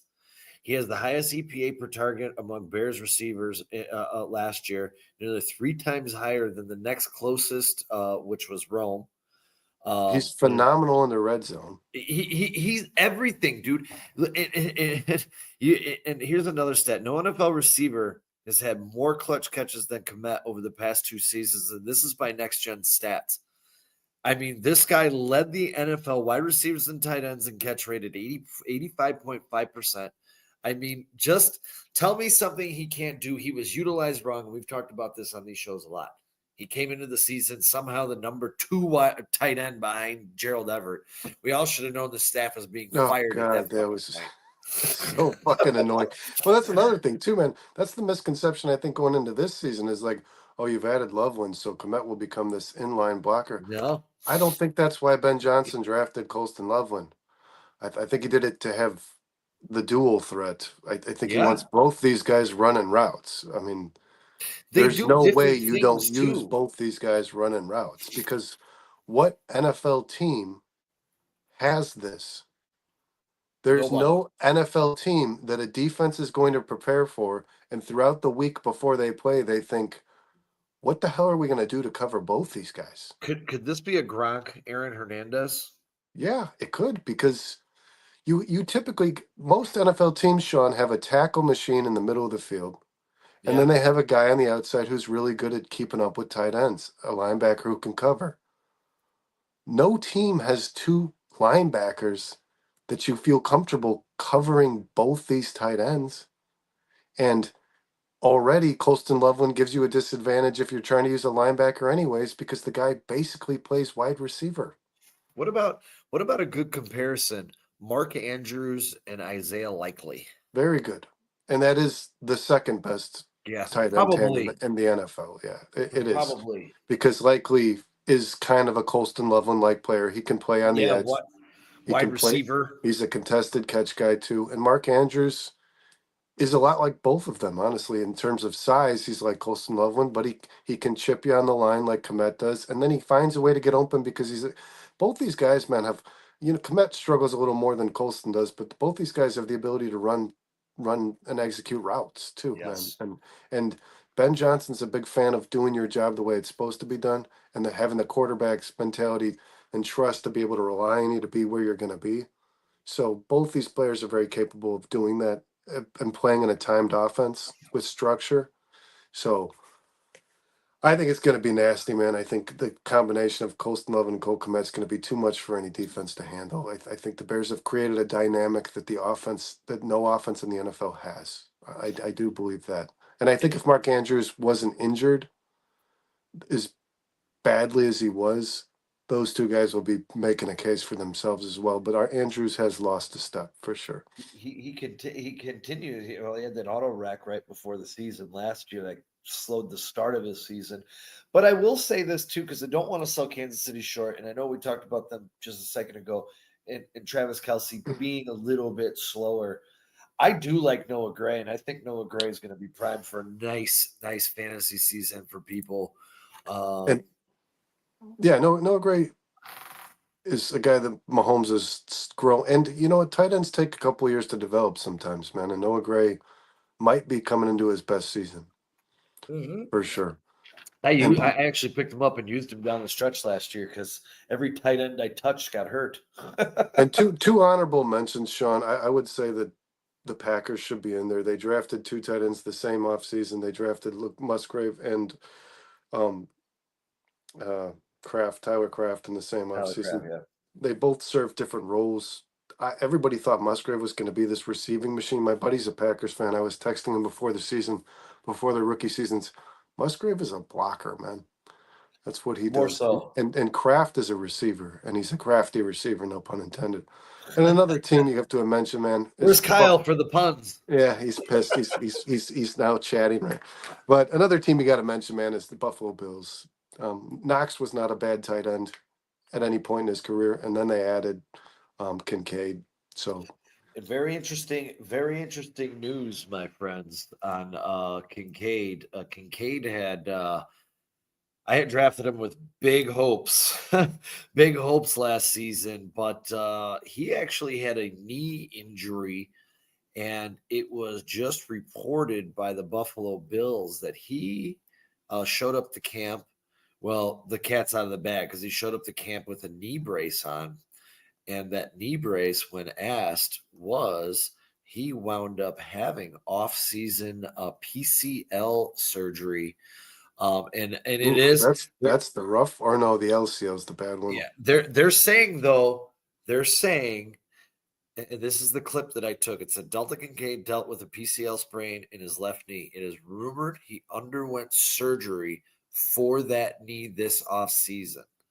So, and they did draft Jackson Howes, which I thought is another good tight end prospect. I like this tight end class that came into the league this year. It's a really good class.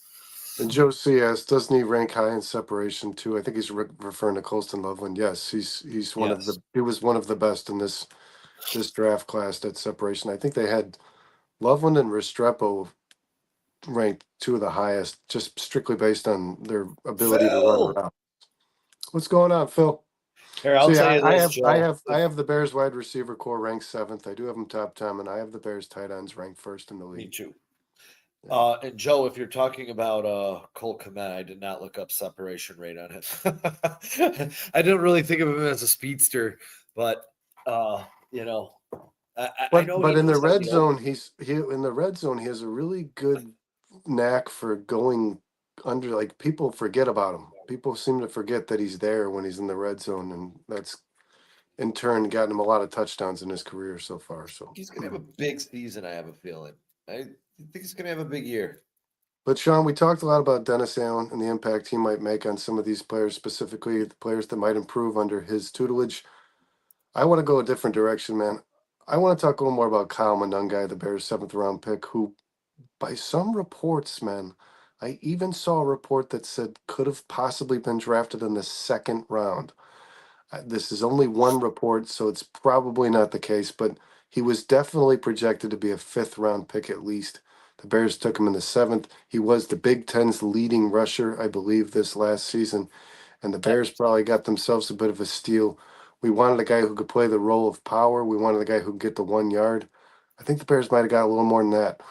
And he's being paired with what I believe to be one of the most impactful position coaches in the NFL, period. Yeah. A guy who's been, um, given interviews for head coaching positions before, a guy who's impacted every organization he's ever been with, and a guy who other coaches love. And that's Yeah. Eric Bieniemy. And Sean, I want to talk about the impact that Eric Bieniemy's had on the running backs he's coached in the past and what we think he could do for Kyle Monangai. And I know I love you for it. You did some homework, man, extensive, and you put together some shit. So let's see that first. Let's see what Eric Bieniemy's career entailed in Sorry, regards to it's the so small, impact guys. he's Had to made. do this on the fly. So, That's all right, man. um, Can you read most of it? yeah, I mean, this guy, with Adrian Peterson, I mean, he was his coach in '07, led him to Rookie of the Year, 1,341 rushing yards, 12 touchdowns. NFL Offensive Rookie of the Year that year, 2008. He led the league with 1,780 rushing yards. Now, hey guys, let's not get confused. Adrian Peterson was a talent, but if you really read into his bio and what Adrian Peterson said, Adrian Peterson has stated that this guy helped him transition into the NFL, becoming a better receiver, a better blocker. So just because he was a talented running back does not mean he did not help Adrian Peterson develop some of his weaker skills that he had coming into the league. No product is perfect. Then you go After that, he went to Jamal Charles. His peak season was 2013, 259 carries, 1,287 yards. He averaged 5 yards a carry. He was on my fantasy team. Thank you very much. 12 touchdowns, 70 receiving yards, or 70 receptions, 693 receiving yards, 7 touchdowns there. He had a total of 1,980 yards, total of 19 touchdowns. First team All-Pro and Pro Bowler. He backed that season up 206 carries, 1,000 rushing yards, 5 yards a carry again, 40 receptions, 291 yards, 5 touchdowns. Total of 1,324 yards, 14 touchdowns. He was a Pro Bowler. And then you go, everyone wonders, a mid-round pick like Kareem Hunt. And Kareem Hunt, he's another guy. When I was reading his bio, what he said about Eric Bieniemy, That's the one I read, yeah. his vision, helping him become a better passer, a better blocker, he was a tremendous help in his transition to the league. In his breakout rookie season, he led the entire NFL in rushing at 1,327 yards. He had added another 455 receiving yards and 11 touchdowns. And if you go look at his career before this, he was an okay receiver, and he gives Eric Bieniemy the thought of saying, hey, this guy was the guy who helped me transition and become a better player at this position. So, yeah, for me with Bieniemy, it's the Bieniemy effect. He's helped so many talents, and he's elevated talents, and, he has some offensive creativity to him, and obviously he was brought here to help elevate this talent.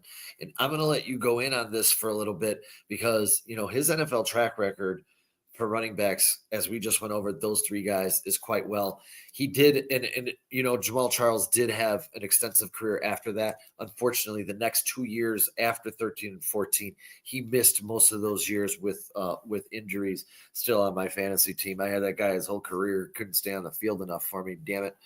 But what do you got on Bieniemy? Because I don't only want to talk, and if you don't mind, after you talk about Monangai, I want to talk a little bit about some of these other running backs that are in this room, because I have strong feelings about Roschon Johnson, and we'll get into that in just a few minutes.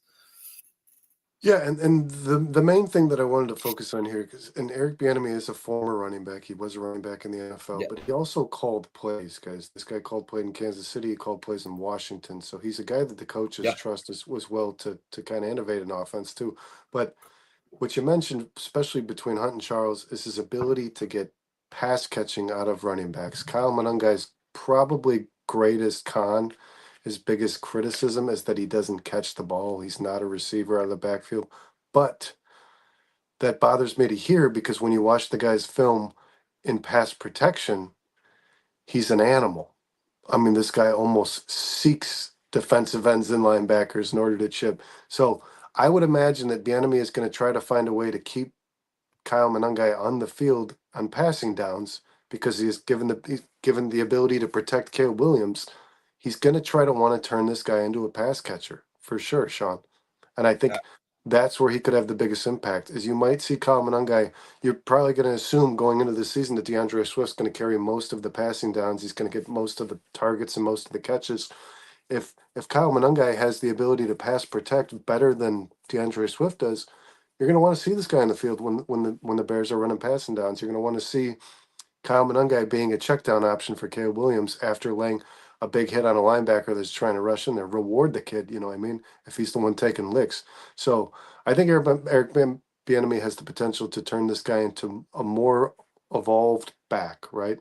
Like not just your 1 yard rusher, not just short downs, but giving this guy an opportunity to make plays from the backfield and not just get that 1 yard touchdown like Ben Johnson liked to use Jamal Williams and guys like David Montgomery in the red zone specifically. But Yeah. I want to see Monangai get a bigger chunk of this backfield, man. Yeah, I think Monangai, for where he went, I think he's walking into the perfect situation to thrive, not just as a power runner, but having, as we just touched on, having Bieniemy there to make him more of a complete back that can contribute in the passing game and earn some meaningful snaps on this football team. They're not going to be easy. They're not going to be easy in my eyes, but Bieniemy can tap into some developmental magic. Say that fast 5 times, that he did with Hunt and Charles and even Adrian Peterson, and elevating their pass catching abilities. Hopefully he can become a legitimate contributor in Ben Johnson's soon to be evolving offense in Chicago. I don't see why not. For me, I talked about the kickers. This is another one of those interesting early season backstories to watch at Halas Hall this summer. Something that I really am interested to see how they envision using this guy and how they're going to develop him, because before, I don't want to move on too fast if you're not ready, because there was just a reigning endorsement for one Roshan Johnson from Ryan Poles. And real quick, I guess I think the fan base mentality, at least, is that this guy was drafted to serve a very specific role. That's how I felt when they drafted him. And then I started to think, Sean, with the work that Bieniemy's done with some of the best running backs in NFL, at least at the peak of their careers, Yeah. why would this guy not be able to get more out of a guy who led the Big Ten in rushing? And it's a very physical conference, man. I mean, it's not an easy conference to run the ball, and it is primarily running. You know what I mean? Besides the Ohio State offense, most of these teams hang their helmets on running the ball. I like what Vizzo Joe here says, too. The whole coaching staff is something Chicago's not used to having. I agree with you, man. With guys like Al Harris and Bieniemy and Randall L., just guys who are pretty well known for development. The Bears have never had good developmental coaches. They've never had coaches that can turn players who might have been drafted as mid-round picks, average projected players, into quality starters in the NFL. Yeah.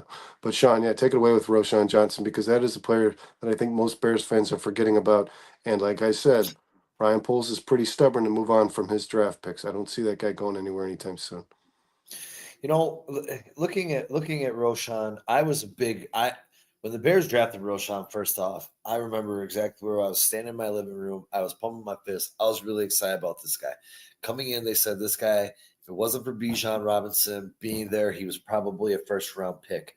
Coming out of college. Said probably the best college running back if he wasn't behind the best college running back. Right. It's 6'9", 220 pounds. Okay, we've seen this guy already.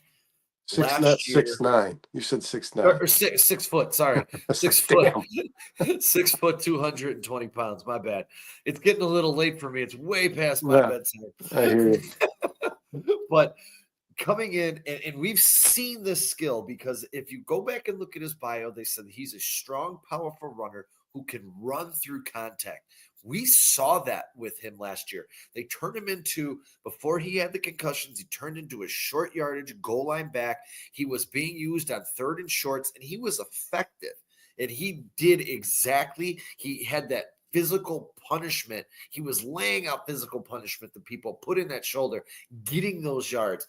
And, you talk about your thunder and lightning, your, what do they call them in Detroit? I can't remember what they call them, the Sonic and Knuckles. Well, you have your Sonic and DeAndre Swift. I still think that the coaching staff, outside of the fact, I think they started to tap into Roshan Johnson last year. Then he had those concussion issues, and his season was never really the same. But, he has decent hands, so, but you don't need him for that, because you have DeAndre Swift. No, but Caleb did use him as an outlet a lot, man. Here, I'm going to tell you this. His best attribute is pass protection. He's tremendous in pass pro, and I did see this last year, and I'm going to see, after I figure out this first film, I'm going to put some film together on Roshan Johnson and watch his vision and patience and how he waits for his blockers to open up those holes, and he dives right in there and gets those tough yards. He has a high football IQ. And one of the things, and I went back and tapped into my sheets from when he was drafted. And one of the things that I took away, and I'm going to read this specifically because this is from a scout when he was drafted. It said, Roshan Johnson became a star not through his stats, but by being the kind of player every coach wants: smart, tough, reliable, and deeply committing to team success. He gained widespread respect as a culture setter and tone setter, a rare type of player who makes everyone around him better. That right there, my friends, is exactly what you want in a football player as a whole. And I still think there's a lot left in that Roshan Johnson tank. Love me some Rojo, man. Yeah, and like I said, Caleb Williams seemed to like him a lot as a pass catcher. I mean, Yeah. Roshan Johnson does a really good job at disguising himself as a receiver because he is a good pass protector. I think most defenses expect him to stay back there. But after a chip, he's real quick to get out and turn around. And at least last year, guys, with the offensive line the Bears had, Caleb Williams knew that was probably on most plays going to be his number one option because they didn't have the time to let things develop downfield. I mean, that's just how it was. But he keeps his eyes open for the ball, man. I like Roshan Johnson, and like you said, I think he ended up finishing. He had, I believe, it was 7 runs on between third and fourth down for 1 yard, and he was 5 for 7, I believe, at gaining the first down. So I mean, he had a pretty high percent, pretty good win rate there. I mean, we remember And what do you think that's we going to remember do? they gave the ball to Doug Kramer, and we all said the same fucking thing. Why didn't Roshan Johnson get the ball on that? So I mean, when you're a fan base and you're calling for a guy for a specific role, like Roshan Johnson played last year, he's definitely got a purpose to serve on this football team, right? I mean, Yeah. that's what that's what I'm kind of saying too, Sean, is And can Monangai gaining be that yard more? behind this, Hell yeah, you there's the know? beef. Yeah. Can Monangai be more and still allow Roshan to assume that role when you need some short yardage, and then also two guys that work pretty well in pass protection? Sean, I like DeAndre Swift, but my prediction here is that this guy's going to be phased not out of the offense, as in he won't be on the field, but off of this football team. I do. I don't see DeAndre Swift having much of a role beyond this year. Yeah. I mean, and you got to remember Ben Johnson got rid of this guy at some point in his coaching career Is that already. not tough to say though? Because I mean, as bad as it was, he is coming off a career year. I mean, DeAndre Swift, people don't realize that. Last year was his career high in yards from scrimmage. Like Well, he still put it we can't together. we can't just mention Monangai and Roshan Johnson when we're talking about the impact that Eric Bieniemy has. You got to be excited about what Eric Bieniemy might be able to do with DeAndre Swift, because Yeah, I thought DeAndre Swift was used very poorly in this offense last year. I He's an agree. outside runner. He needs to be on the edge, and the ball needs to be thrown to him, man. That's when he's at his peak. That's when he's most dangerous. And he is a lethal player with the ball in his hands. There's no way like Eric Bieniemy doesn't already have something in the works with Ben Johnson. You know what I mean? Like, Yeah. this is where this guy needs to be utilized, man. This is where I want to see him most.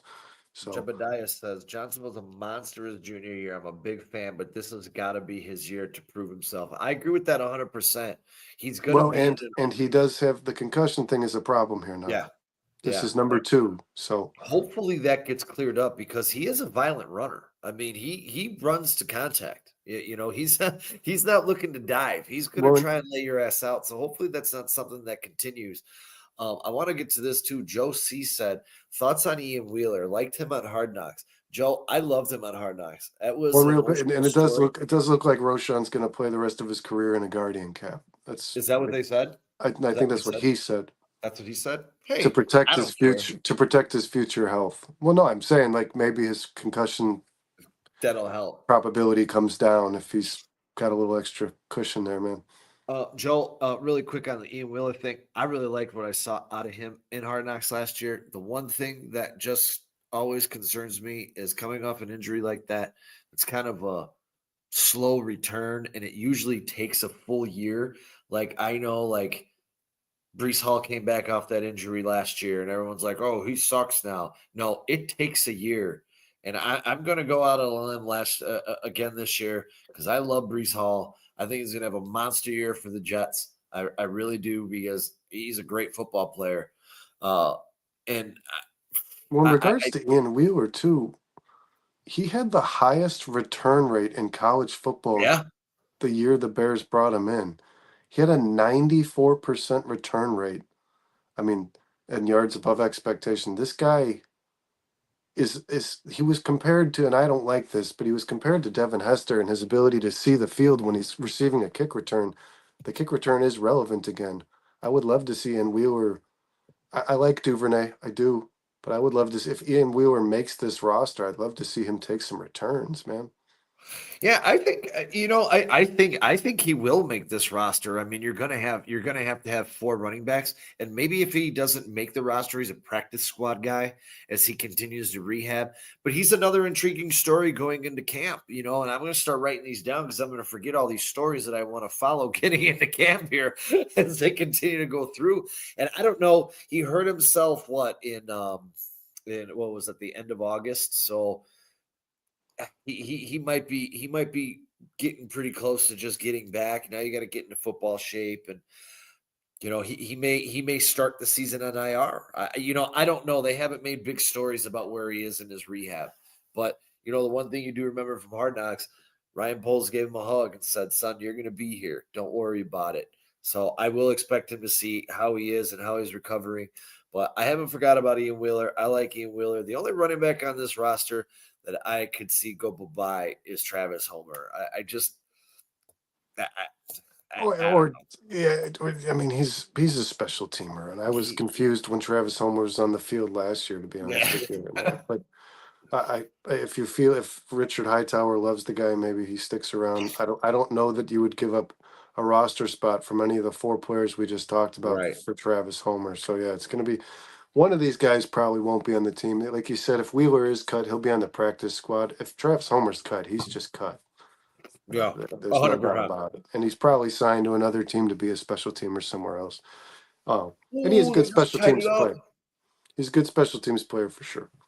So Sorry. Sean, before Getting we excited about playoff hockey here. Sorry about that. no worries. Before we hang this thing up, though, I want to do some headlines or deadlines, man. It is a Do it. Thursday segment. This is your first bare minimum. I give you a topic or a statement, so to speak, and you tell me if it's good enough to be printed today or absolute bullshit. Okay? All right. So we're going to start with the Bears. First one is Caleb Williams will have a better season than Jaden Daniels. Ooh. Huh.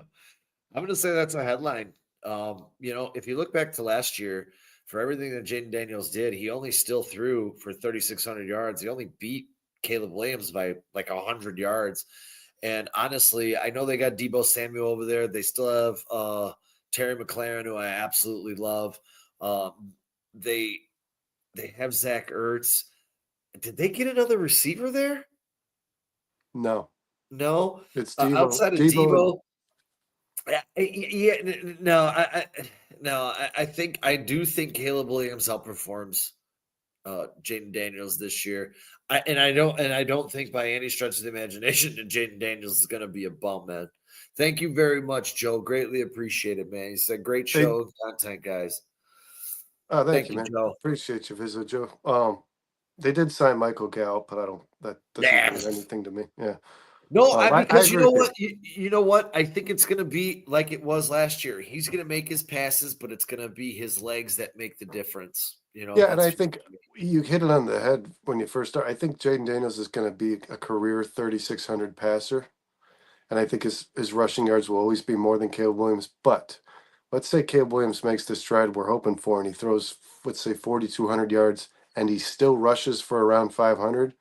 To me, that's a better season yeah. I because think that's there's I, one guy on the field that gets to throw the ball. That's the quarterback, right? And I want Caleb Williams to be a better passer than Jaden Daniels, and I think he is I already. think he will be. I do think he will be. So I say that's a headline.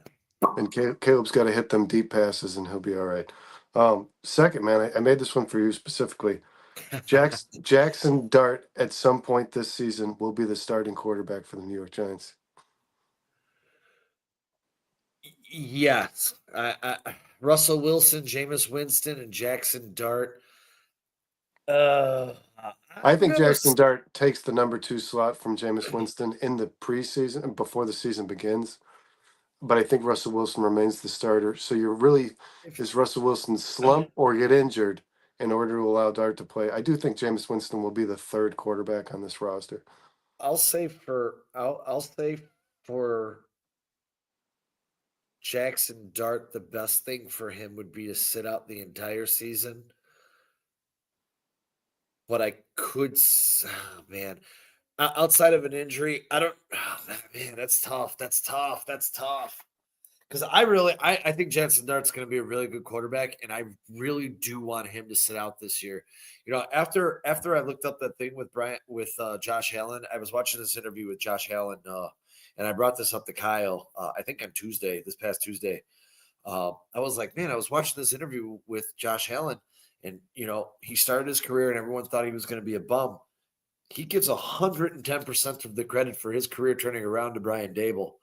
So I'm sitting there and saying, like, if Dable gets his hooks in and can somehow keep his job in New York and he can help Jackson Dart, I think Jackson Dart will exceed expectations. I think he's the best quarterback in this draft. I'm going to say deadline. I'm going to say deadline. I'm going to say deadline too. I'm going to say Russell Wilson plays this whole season. They paid him to be a bridge quarterback. That's what he is. I agree with you. I don't know that any quarterback in this draft should be a starter. Cam Ward will be because that team is terrible and everybody on there is terrible. I would like to see Cam Ward sit for at least 6 to 8 weeks, man. But I do think I personally think Cam Ward's the best quarterback in this draft. But I think it would be best for Jackson Dart to sit on the bench for a year. And I think if he does, he has the potential to be a special player for sure. Bizzo Joe, I agree with you. Debo is past his prime. He had major regression last season. Yeah. But I'm going to say this. I don't hold it against Debo Samuel. When you're a guy who's used the way he was the first couple of years of his career, where you're receiving, you were their leading receiver and their leading running back. I mean, he got abused, man. So, but yeah, I don't know how special Debo is going to be in Washington. Who knows? But all right, yeah. So we agree on the first two. Headline to Caleb. Deadline is Dart being the starter. Headline or deadline? Aaron Rodgers will be the Steelers quarterback before the season begins. Oh, that's a headline. I have 0.00% doubt that he might be there next week. Like, this is going to happen. He's just a douche, and he's doing his douchey things, but he'll be there. What did you just say? His friend died. His close friend died. So I don't think he died. I think his close friend's like going through something. horrendous. So he's like consoling him. Like, dude, just say yes or no for the love of Christ. Yeah, I don't. Why treat this like your movie preview, like a trailer? Right. Like, dude, like you're trying to build this anticipation. The Steelers want you to play, but they're not going to pay as much as you want. Just take the damn job, or your career is over. Pretty much. Oh, so I'm with you there too. I think he will be the Steelers quarterback come week 1. Headline or deadline? The Dallas Cowboys will finish last in the NFC East. Deadline. That's going to be the Giants. That's going to be the Giants. All right. Here, look. We talked about the first-year head coach in Schottenheimer.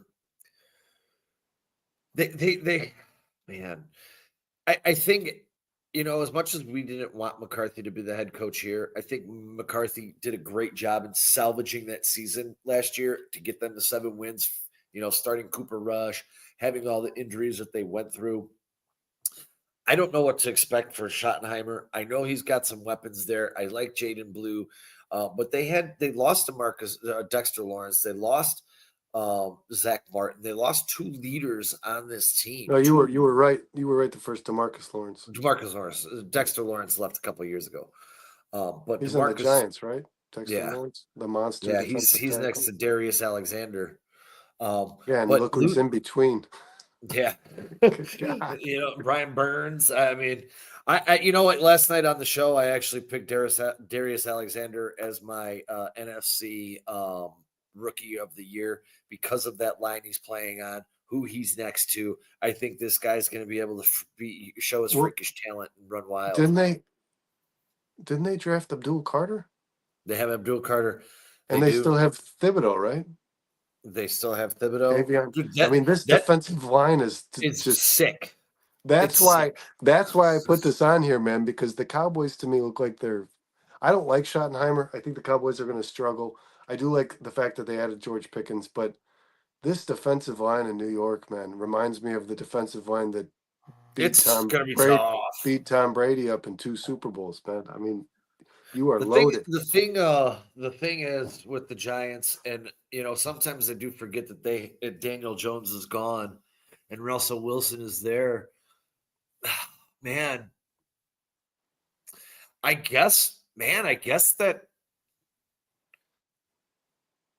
could be who's the better head coach, Dable or Schottenheimer? I guess that's what that comes down to. I think Dable's a good coach in certain aspects of football. I just don't know if he's a good head guy that can be the puppet master. And I don't know anything about Schottenheimer because he's never been a head coach for one day in the NFL. Well, and the real question is, Sean Payton wanted nothing to do with Russell Wilson. You talked about the impact that Dable had on Josh Allen and what he could potentially do with Jackson Dart.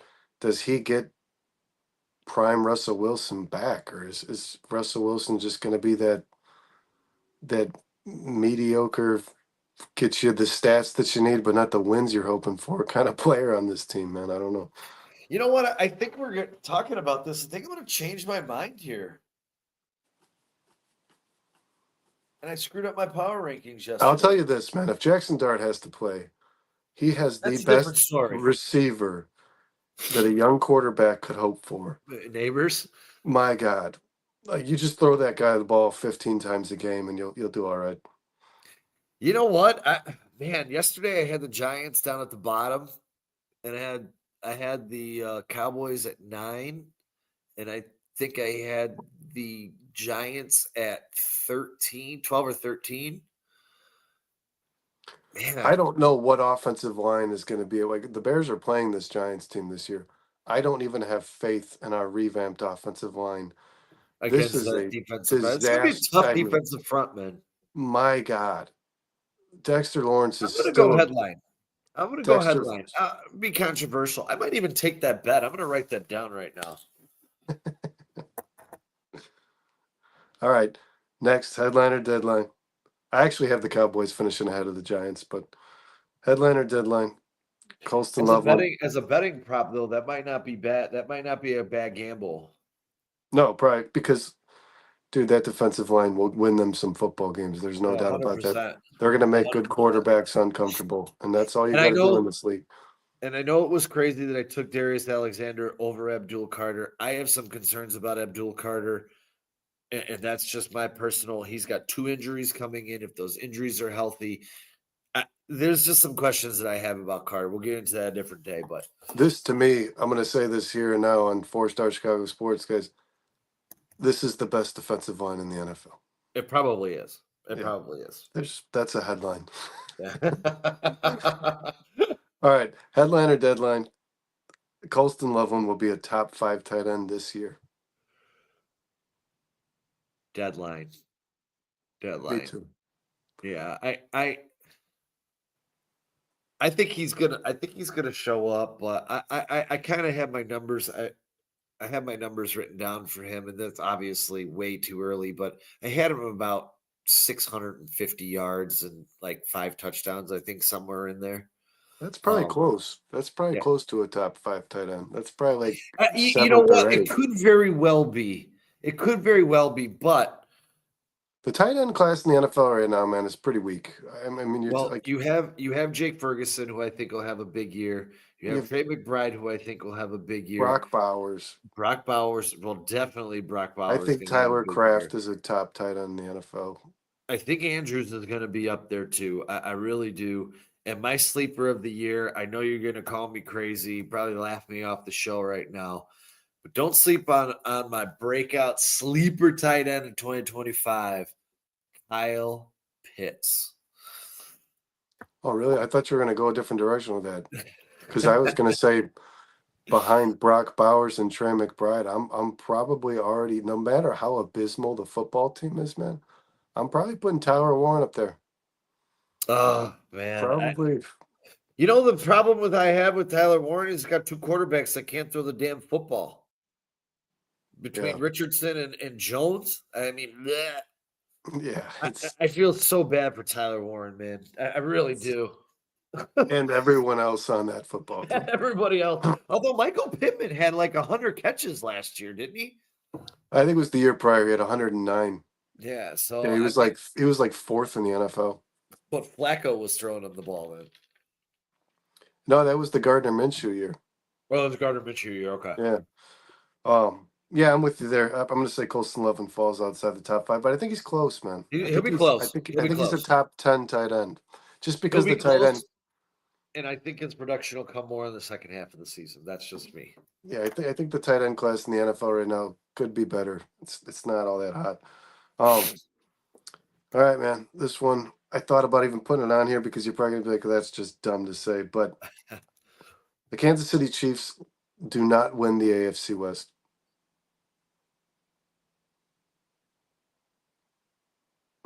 Ooh, that's actually interesting because I'll tell you, man, the Chargers are hell of improved, man. And I knew that was going to be the team you mentioned. I'm saying I'm saying the Broncos win this division, man. I'm saying the Broncos win this division. I like the Broncos, and I love Bo Nix. I just love Sean Payton, man. I think second year quarterbacks. I think it's going to be one hell of a battle. I don't think it's going to be that easy for the Chiefs. And the Raiders aren't going to be a pushover either. They got a coach. I don't think the Raiders are going to be a pushover either. That offense is really good, dude. Like people forget, man. Jacoby Myers is decent. I like Myers. Yeah. They got dude. They got Genty. They got freaking Bowers. They got my boy Jack Beck. I mean and Geno Smith, albeit is not Patrick Mahomes, but he's definitely a good functional NFL quarterback. He throws the yards, man. Yeah. He does throw, like, he had some pretty outrageous statistics. I'm going to say deadline.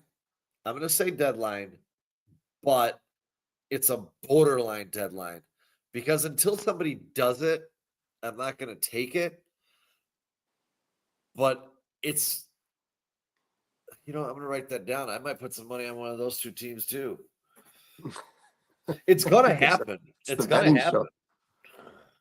I'm going to say that the Chiefs do not win the AFC West, man. I'm going that way. I think they got better in the draft tremendously, but I still think they don't win the AFC West. He said MM says Broncos deadline. Bo Nix, sophomore jinx, D coordinator, got a year of tape on him.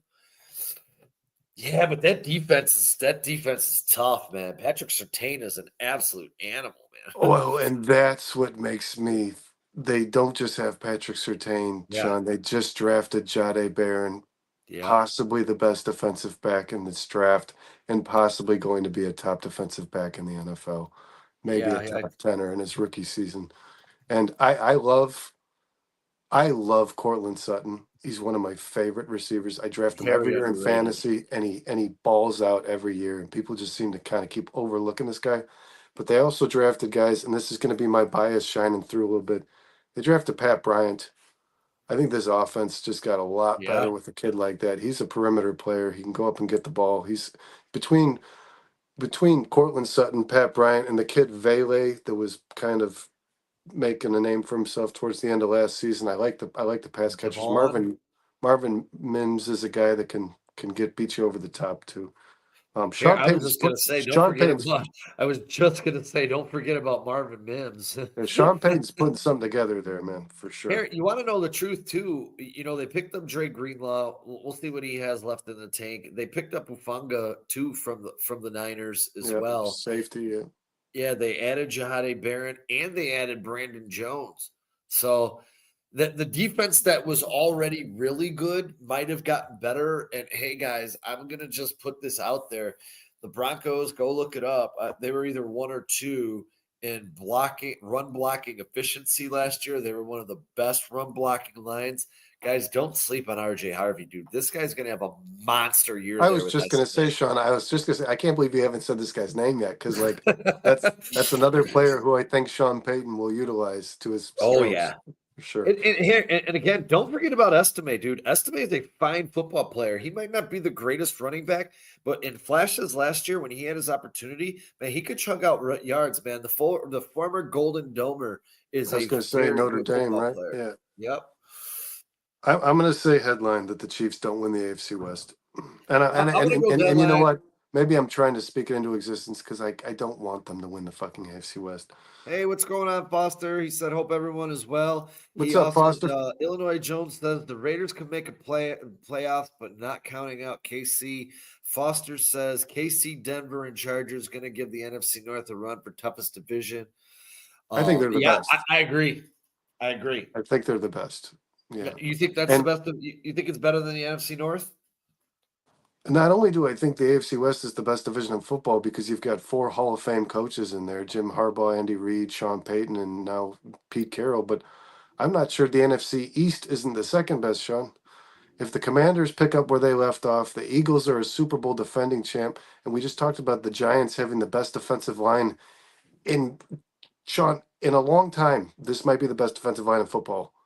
I mean, you've Abdul Carter, Dexter Lawrence, um, Thibodeau, come on, and then You got who's the Darius last? Alexander. Alexander. It's getting really ugly over there, man. I do It's not gonna want to be be- a quarterback playing that football team, Hey, man. I'm going to tell you this: I'm not going But to then be you have the starting my money. Cowboys who always won't be find a starting- way. I won't be starting my fantasy running backs versus the Giants, dude. I can tell you that right now. Yeah, it's a I'm gonna nasty be run. really They're gonna scared get too. they're gonna get a lot of pressure on quarterbacks, but I also don't count the Cowboys out ever. Dak Prescott, I know a lot of people dog on him. He's a good quarterback if you ask me. Maybe not a Super Bowl winner, but he's a good quarterback. I And they agree. just added George Pickens across from CeeDee Lamb. I don't. We're gonna find out. The NFC North is playing the NFC East, so we'll find out this year who's better for sure. Headline or deadline? Montez Sweat will record double-digit sacks for the first time as Chicago Bear.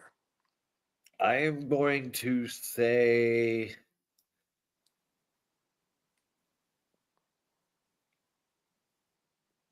headline, but I think it'll be 10.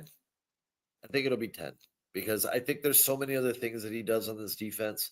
I think he's going to be able to create flush and create sacks for other people on the defense. And his run support, I mean, you just can't run to his side of the ball, or his side of the field. I mean, he does so many things on the football field that just don't show up on paper that make him a good football player. But I do think because Dennis Allen is here, I think Dennis Allen's going to make it a point to get him in there. But I think it'll just be 10. I don't think it's going to be crazy. I do think the Bears as a team defense, their sack numbers will go up though.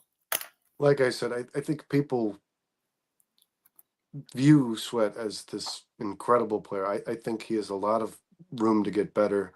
And I think with the coaching of Dennis Allen, he takes the greatest stride this year on this defense. I think he has the best improvement. I do have him as a double-digit sack player Woo, this season. look at you. And I think he's utilized more in a pass rush role. And I know that you just said that he does a lot of things well. I also think, Sean, the interior defensive line got a lot better. I agree. Lot better. And I agree. offensive lines that play the Bears will have to worry about Grady Jarrett and Javon Dexter next to each other. That's going to be your primary focus if you're about to face this team, I would imagine. Sweat's going to go a little bit under the radar as opposed to last year when pretty much every team that played the Bears was like, just keep blocking that guy. Don't worry about anyone else. You know what I mean? So I think that Sweat has the ability to face more one-on-ones. And I think this defensive back, this secondary is good enough to cover for a while. It buys the defensive line a little more time to get home. I truthfully believe. I think Montez Sweat could be 12 to 15 sacks this year. Well, Foster Covers agrees with you. He says, headline, my guy Sweat, who I wanted, is working harder now than anyone in the NFL. I'm going 12, having his best season career year. I agree with you, Foster, and I think that what's up, Shorty? What's going on, brother? I do think that Montez Sweat is an impactful player when it comes to the entire defense, like you said, Sean. But I also believe that it's important that if Dennis Allen sees he's the best pass rusher on this football team, regardless of how he defends the run, that's how I want him utilized most of the time. I think Dennis Allen's going to find a way to get him in the backfield And I think that every defensive coordinator that's coached Montez Sweat should have that mentality, man. Like he is a guy who's got an arsenal. He can beat you with his hands. He can beat you with his strength. He can beat you with speed. He should be getting more sacks than 5.5 like he did last year. Dennis Allen will definitely at least crack that egg for sure. All right, so I say headline, you say headline. You got him at 10. I think it'll be 12 to 15. I'm hoping for at least 13. Oh, headline or deadline? I don't know why I put this one in here because there's no fucking way you say headline. JJ McCarthy will emulate the season that Sam Darnold had in Minnesota. Ooh. This is a Kevin O'Connell guy, man. What did Darnold had 4,000 yards, I believe. Yeah, deadline. No. I still do think Justin Jefferson's going to get his 1,000 yards. That I do. Well, I I think think any player that plays for Kevin O'Connell is he's gonna do what you're comfortable with the most. You know Correct. what I mean? Correct. I think Kevin O'Connell is one of the best coaches in football. I really don't. Absolutely. I That's mean, a headline. here I'll tell you this: you want to talk about another defensive front that's going to wreak havoc. The Queens defensive front is going to be absolutely brutal and a problem to deal with. I mean, they got Hargrove and who was the other big guy they got up in the middle? Oh, Jonathan Allen from the Redskins. And they were already a really good unit coming in last year. The Vikings, if I'll give you a headline or deadline when we're done, because I want to get your take out. You know what? We'll do it right now. Headline or deadline. If JJ McCarthy has a Sam Darnold year, do they win the division over the Lions? Yeah, We I think talked so. about this a little Yeah, bit last night. I think so because and a lot of people disagree with me on this, and especially the NFL power rankings are out. They disagree with me on this. I think the Lions take a huge step backwards. I Really? believe that true. Yeah, you lost two of the best coordinators in the NFL. There's no way that doesn't have an impact. And I think this is why I don't like the Lions anymore, Sean. And I'm going to say it bluntly. I think Ben Johnson got the most out of Jared Goff that a offensive Yeah, I agree. coordinator possibly could have. And I don't think if you don't have the same play caller, I don't love Jared Goff. And I know he got paid, and I know he was one of the league's best quarterbacks over the last 2 years. I still am not convinced about this guy. Yeah, I It's agree. Shorty, it's Sean, SHAWN. Hey, Oh, what's going on, Amparius? What's up, brother?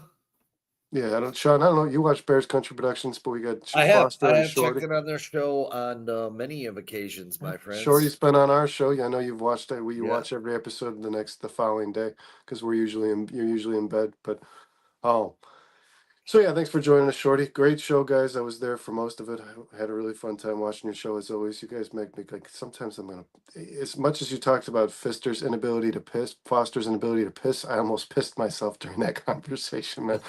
But yeah, Sean, I think that the NFC North is up for grabs. I don't think the Lions are the juggernaut they once were. I think that, and I don't love this guy, John Horton, that they hired as their offensive coordinator, came from Sean Payton's system. So he wasn't a play caller. He wasn't running the offense. He called plays for the Arizona Cardinals for a season, and I think he went 3-13 or something like that. This was 2017. So I mean, the guy's not. He doesn't have a good track record as far as calling plays. I don't know if that means that Dan Campbell's just going to take the role, but That's I don't see how every NFL fan and every NFL analyst and every media source still sees the Lions as like the best team in the NFC. well, you want to know something There's that's just really no the Philadelphia Eagles are going to have a better record than the Detroit Lions. There's no doubt about it. you want to know what's really funny because we kind of looked at the power rankings yesterday. So I did some homework on the Detroit Lions. And last year, the Lions had 3 outdoor games: Green Bay, Chicago, San Francisco. Look at their outdoor games this year and who they play. They And if have they're 7 of later in them. the year, if it's cold outside, you could just They're count. screwed. Jared Goff might not even Yeah. show up. 'Cause that's what he looks like when he's outside in the cold.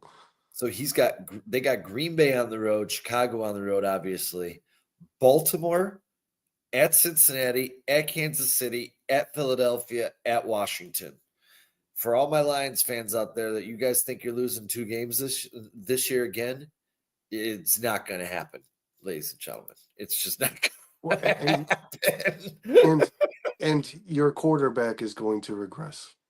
There's Yeah. just no doubt about it, man. The quarterback's going to Vizzo regress. Joe says Dan Campbell said he is calling plays. So See, this is, and me and Dustin discussed this, and Dustin said there's no way. Like Campbell's all about being the leader, meant all about being the head coach and not focusing on one thing more than the next. I I I think that he should, but I Illinois think that Jones says 8-9 at best. I have them a little bit better than that, but I don't have them winning 14 games. I don't have them winning 13. no. The most I could see them winning is like 11, maybe 12, but I don't even want to say that, man. I don't want to say I 12. had them. I had them yesterday. We didn't pick records, but I said I feel like they'd lose 5 games this year.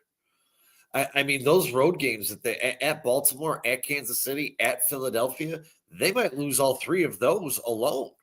Yeah, And I mean, their schedule is tough. I think they have like the second hardest strength of schedule on top of the losses that that have accumulated over this offseason, man. It's just too much. It's too much. It's too much to cover. and you have to take into account. I know everyone, and they're watching these videos of Aiden Hutchinson back. Got to make sure he gets back and he's up to football speed. I mean, that was a really brutal injury that he had. It's not just something you bounce back from. And a lot of reports are saying his one leg is smaller than his other leg now. I couldn't really tell when I was watching the videos, but I mean, that could be people talking shit. Aiden Hutchinson is a freak of nature. He's a monster. If he's he's a healthy, beast. he's going to be probably the best defensive end in football, but that's a hard injury to come Well, back from. behind Sorry, Myles Victor. Garrett, right? I don't know, man. Really? In regards to age, did you know that before he was injured last season, Aiden Hutchinson was on pace to break the all-time sack Yeah. record in NFL history? He was on Well, the pace for game- 27 and a half sacks. I was going to say the game he got Wrap hurt. your Didn't head he have, around like, that, dude. 4 sacks in the game he got hurt in? Yeah.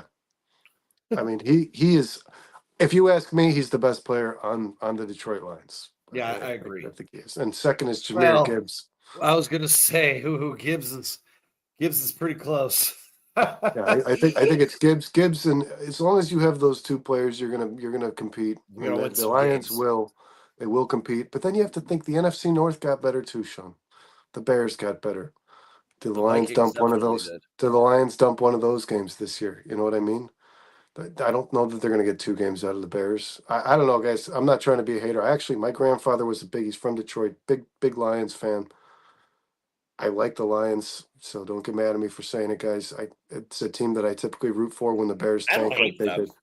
And I, as a guy who focuses on the Lions when the Bears are awful, I think they're going to regress pretty tremendously this year. So, I'm saying deadline to McCarthy emulating the season Darnold I had. And actually, after I I was reading about McCarthy to put this into the headlines or deadlines, I'm not sure, man, that Sam Howell doesn't compete for the starting job before the season starts. honestly, I think that would be Minnesota's best start. And I'll tell you this, it would make me feel a lot better because he was a a passer who could put up yards for Washington. 4,000 yard and like 29 touchdown player, man. That's what I'm saying. Yeah. He would make me feel a lot better about Justin Jefferson and Jordan Addison and TJ Hawkinson going into a fantasy season. That's for gosh darn sure. Yeah, Sam Howell can sling it, and he's kind of like a Jameis Winston. You're gonna get the bad with the good for sure. The guy's gonna turn the ball over, but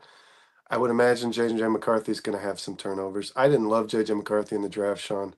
I didn't think that I didn't either. I didn't think Jim Harbaugh trusted him, even on a championship winning team.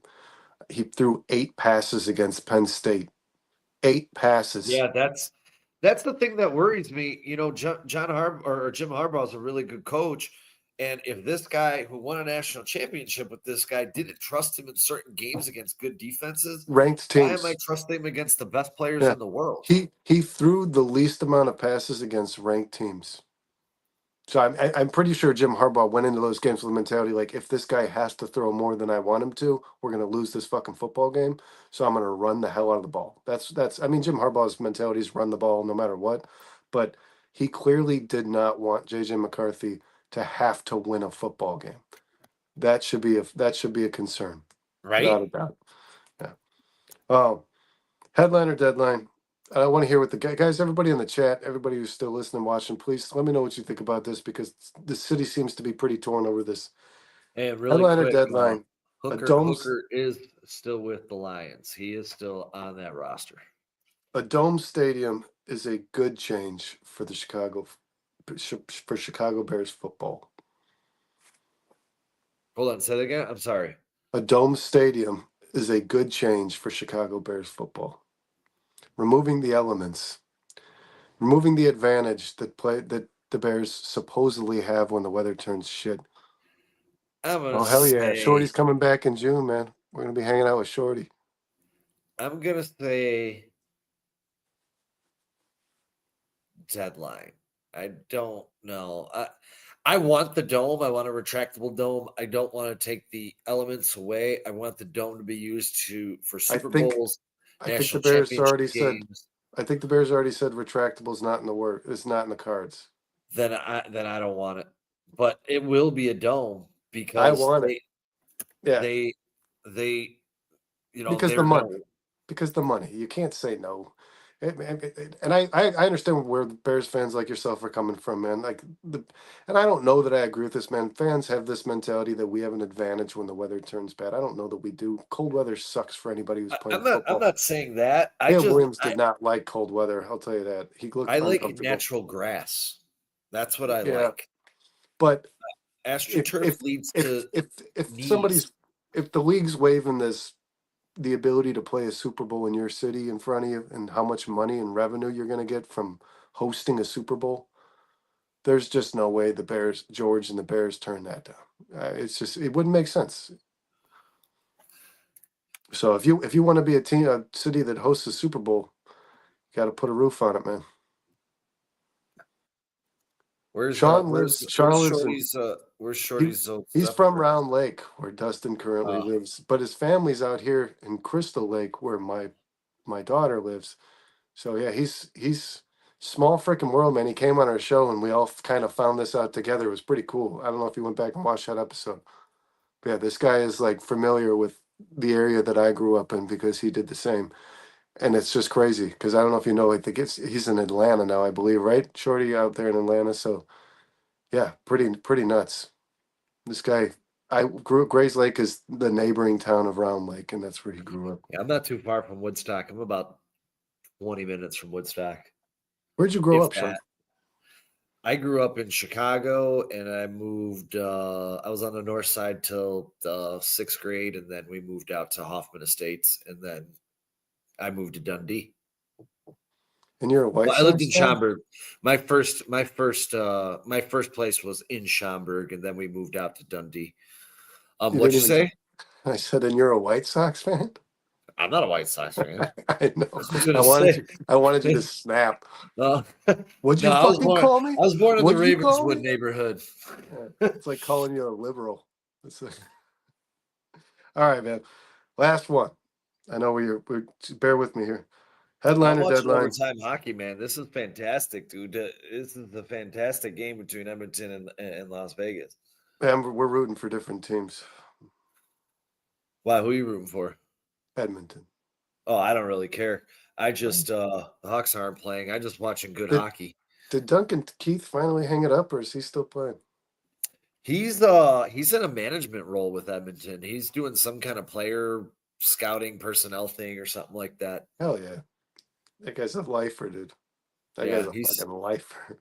All right, headliner deadline. Deshaun Watson will be named the starting quarterback of the Cleveland Browns. Deadline. Yeah, because I hate him. Cut. I hope so. But I don't think anyone likes him. I don't even think the Browns I like hope him. so. I don't know that Deshaun Watson likes Deshaun Watson. If it comes to like, I don't know. I mean, you drafted Gabriel and Shador Sanders. You're probably in another rebuild. You traded to acquire Kenny Pickett. You brought Joe Flacco back. You might as well sign me as quarterback over there, man. Yeah, like that's kind of what I'm saying. Like, no, I'm good.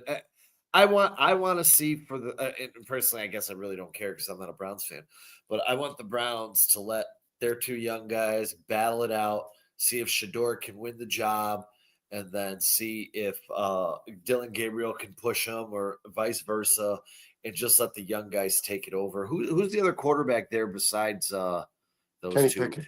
Kenny Pickett. God. Yeah, let the young kids figure it out, dude. Just accumulating potential first round busts over there. Yeah, and Tim Ferriss just said something that I think me and Sean both agree with, man. I think the Bears have already said this will not be a retractable roof. But it hurt me. It hurt my soul a little bit to hear it.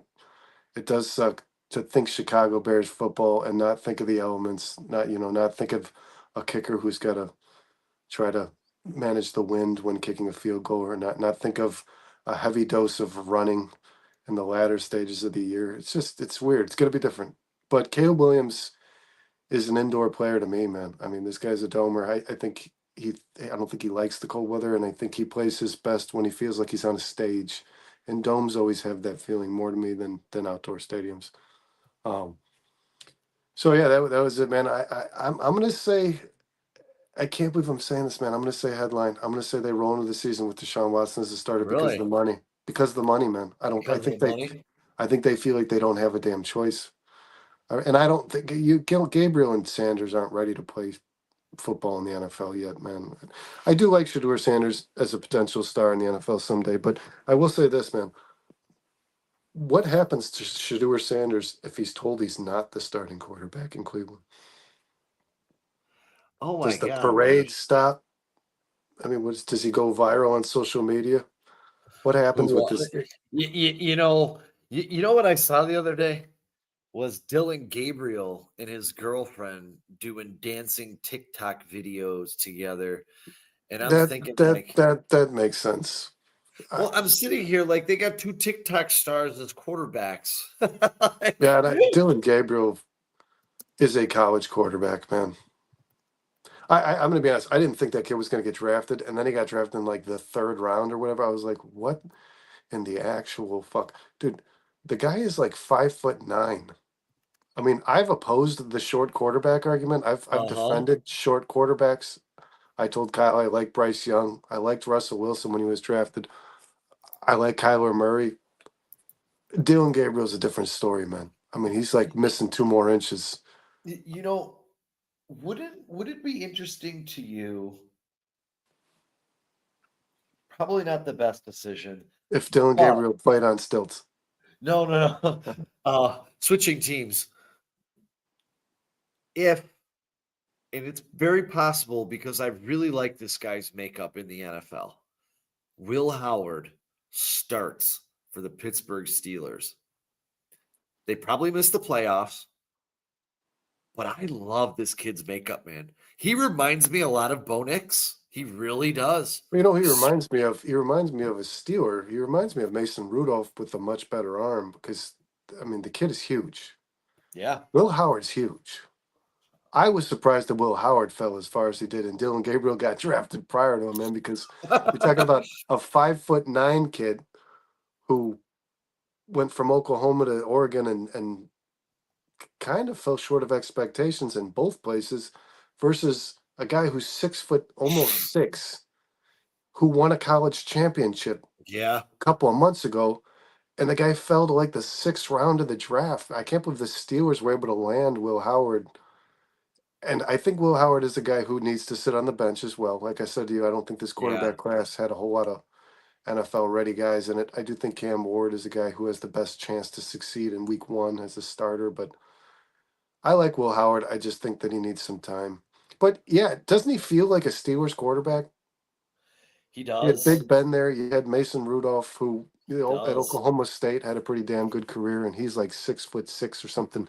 I mean, these guys just love these big dudes, man. And like Will Howard has the arm to play in the NFL, and he certainly has the body. I mean, the guy is fucking large. So I'm gonna ask Foster something. Hey Foster, do you lay roofs or do you sell them? As I'm just interested. Or just curious, I should say, not interested, curious. he's not interested at all. He doesn't give a shit. He's just yeah. We still have my roof to do. Looks like he's a little behind on the bills there. I love it, man. I love it. I'm actually thinking about My shingles are falling off. I'm waiting for your ass, Buster. oh, he's a shingler. You're a shingler. So I sell them and I've laid them. I've done everything. I put the jobs together. I do everything from A to Z. I just raise them Yeah, me. like the Just like Cubs. the Cubbies. Yeah. No, Oh I God, we mean, did that in unison. Delete that. Edit that out. yeah, you know what? You know, if they get Howard rolling out, he passes better on the run. Yeah, I really love what I saw to Will Howard last year. I mean, he was pretty decent at Kansas State, and he really elevated his game. You know, his interceptions went up against Ohio State because I think he had 10 his first year, and then I think he had like 5 or 6 his last couple of years. And they wound up having 10 with the He Buckeyes. was a stud at Kansas State, man. Because He like was. that team had nothing. It had nothing. Like he was winning football games Yeah. with players that were never going to be potential pros, man. So And Will Howard might be something there in Pittsburgh. And I wouldn't be surprised if Aaron Rodgers keeps dicking around and they're like, you know what, we're just going to let the kid. And isn't Mason Rudolph back on there? yeah, he is. And Yeah. man, the Steelers just make the most Steelery picks. Like even the running back, Caleb Johnson. I remember I told you guys right before the draft started on that Thursday night, or no, it was Friday, the day 2, and I told you guys I think he's going to be a Steeler. It just felt that like he's just the perfect fit for his. The guy just runs people over. He's like Jerome Bettis and Brandon Jacobs mixed into a fucking player.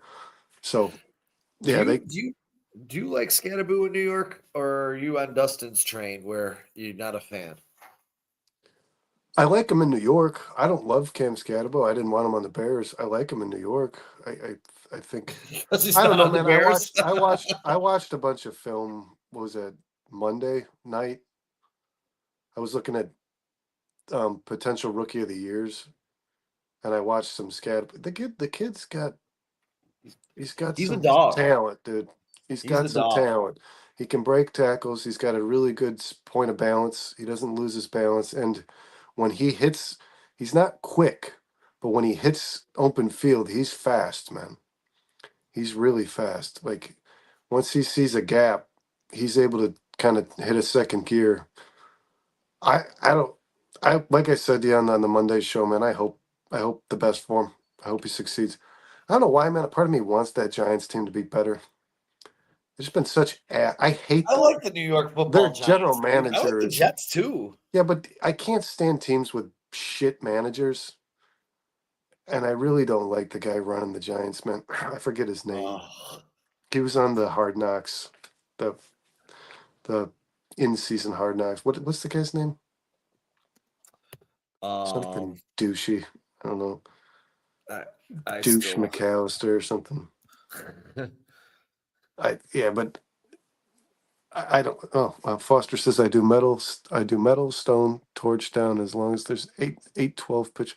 You are speaking a foreign language to me, but I'm sure Sean knows exactly what the hell you're talking about. Yeah, he don't do sticks anymore, Joe dude. Sheen, is that his name? Oh, Joe Sheehan, the GM. Yeah, Yeah, yeah. yeah. Fuck that guy. Yeah, I'm not a We got a fan. power play in overtime. Edmonton's got the puck. Do you know? Oh Did you ever see the clip where Joe Sheen asks his kids if he should trade for Jerry Judy? You seen no, this? He's got his no, son. His 12-year-old son's sitting on the floor in front of him playing fucking PlayStation or whatever it is. I'm not a video gamer, but he's playing like Xbox or me something. either. And I think he's playing Madden. And he asks his kid, "Should I trade for Jerry Judy?" And his kid goes, "No, his Madden rating is terrible." And Sheen responds like, "Okay." And then we see Jerry Judy's traded to the Browns, and he has a phenomenal second half to his season. Dude, he Clearly, was just a change of amazing, yeah, dude. just a change of setting worked out pretty damn well for that guy.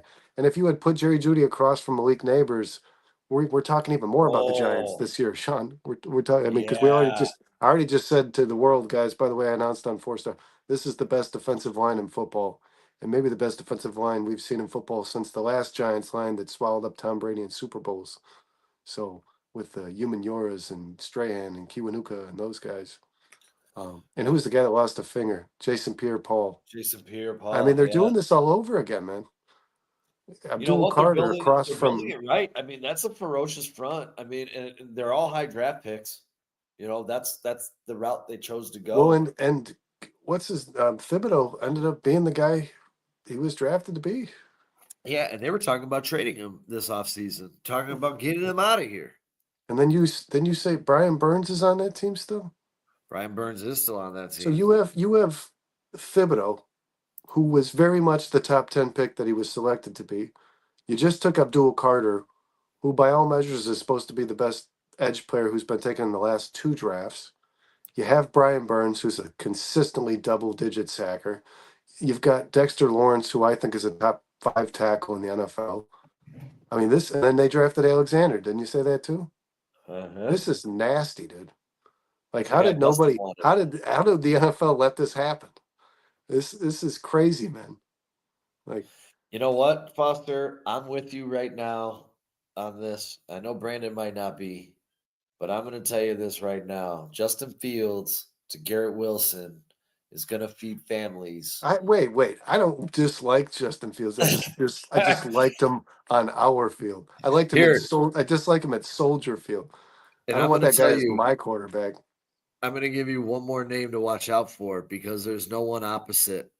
Because if Justin Fields can do remotely what he did in the first 5 weeks as the Steelers starter, watch out for Arian Smith, the wide receiver drafted by the Jets. He is my sleeper wide receiver of the 2025 season.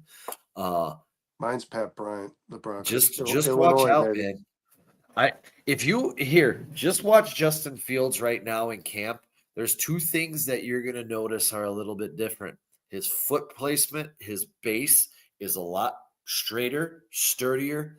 And the one thing he's gotten rid of, and I did not see it when I was watching these clips the other day, he's not patting the football anymore. He's getting it. His decisions are quicker. I know it's training camp. It's OTAs. It's early.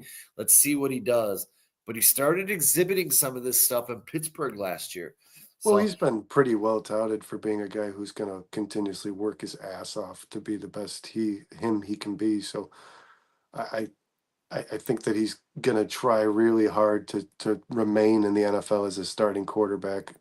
Some of the guys just don't have the work ethic Justin Fields has, man. That's one thing nobody ever questioned when he was here. Pat Bryant, that's my sleeper. That's my sleeper, man. So Pat Bryant, I love me Pat Bryant. That dude across from Cortland Sutton on that. If Bo Nix is still slinging it, Foster, that guy is going to be. And his story is really cool. Me and Sean talked about it. He's got a tattoo for every friend he lost, and he's got like 5 murals on his fucking body. I mean, I don't know where this guy grew up, but it wasn't great wherever he's from. I agree with that too, Foster. He did change his release. He's made some changes, and all I have to say is when we talk about Justin Fields, the name I'll bring up, you could probably pick it right off my brain. He was a top 3 pick, maybe first overall. I don't remember.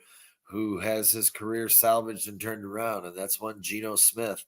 He may never win a Super Bowl, but he went from bust to decent quarterback, got paid big dollars because he turned into that, and I could see a lot of that in Justin Fields. I'm not going to give up on JF1.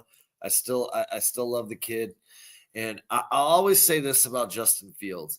Coming into the NFL, his knock was he held the ball too long. That was a problem at Ohio State. It was a problem coming into the league. The one thing the Bears never did was address it, help him. They didn't do anything to help elevate his game. They put him in bad situations with a bad offensive line, and it just ruined the kid. And then Chicago was like, oh, well, this guy sucks. Well, he may have sucked, but you also have to remember there was nobody here to help him change his bad traits and elevate his football game. So as much as he sucked here, that was also on the Chicago Bears for not helping him. But they did improve at the position. There's no doubt about it. Oh, 100%. 100%.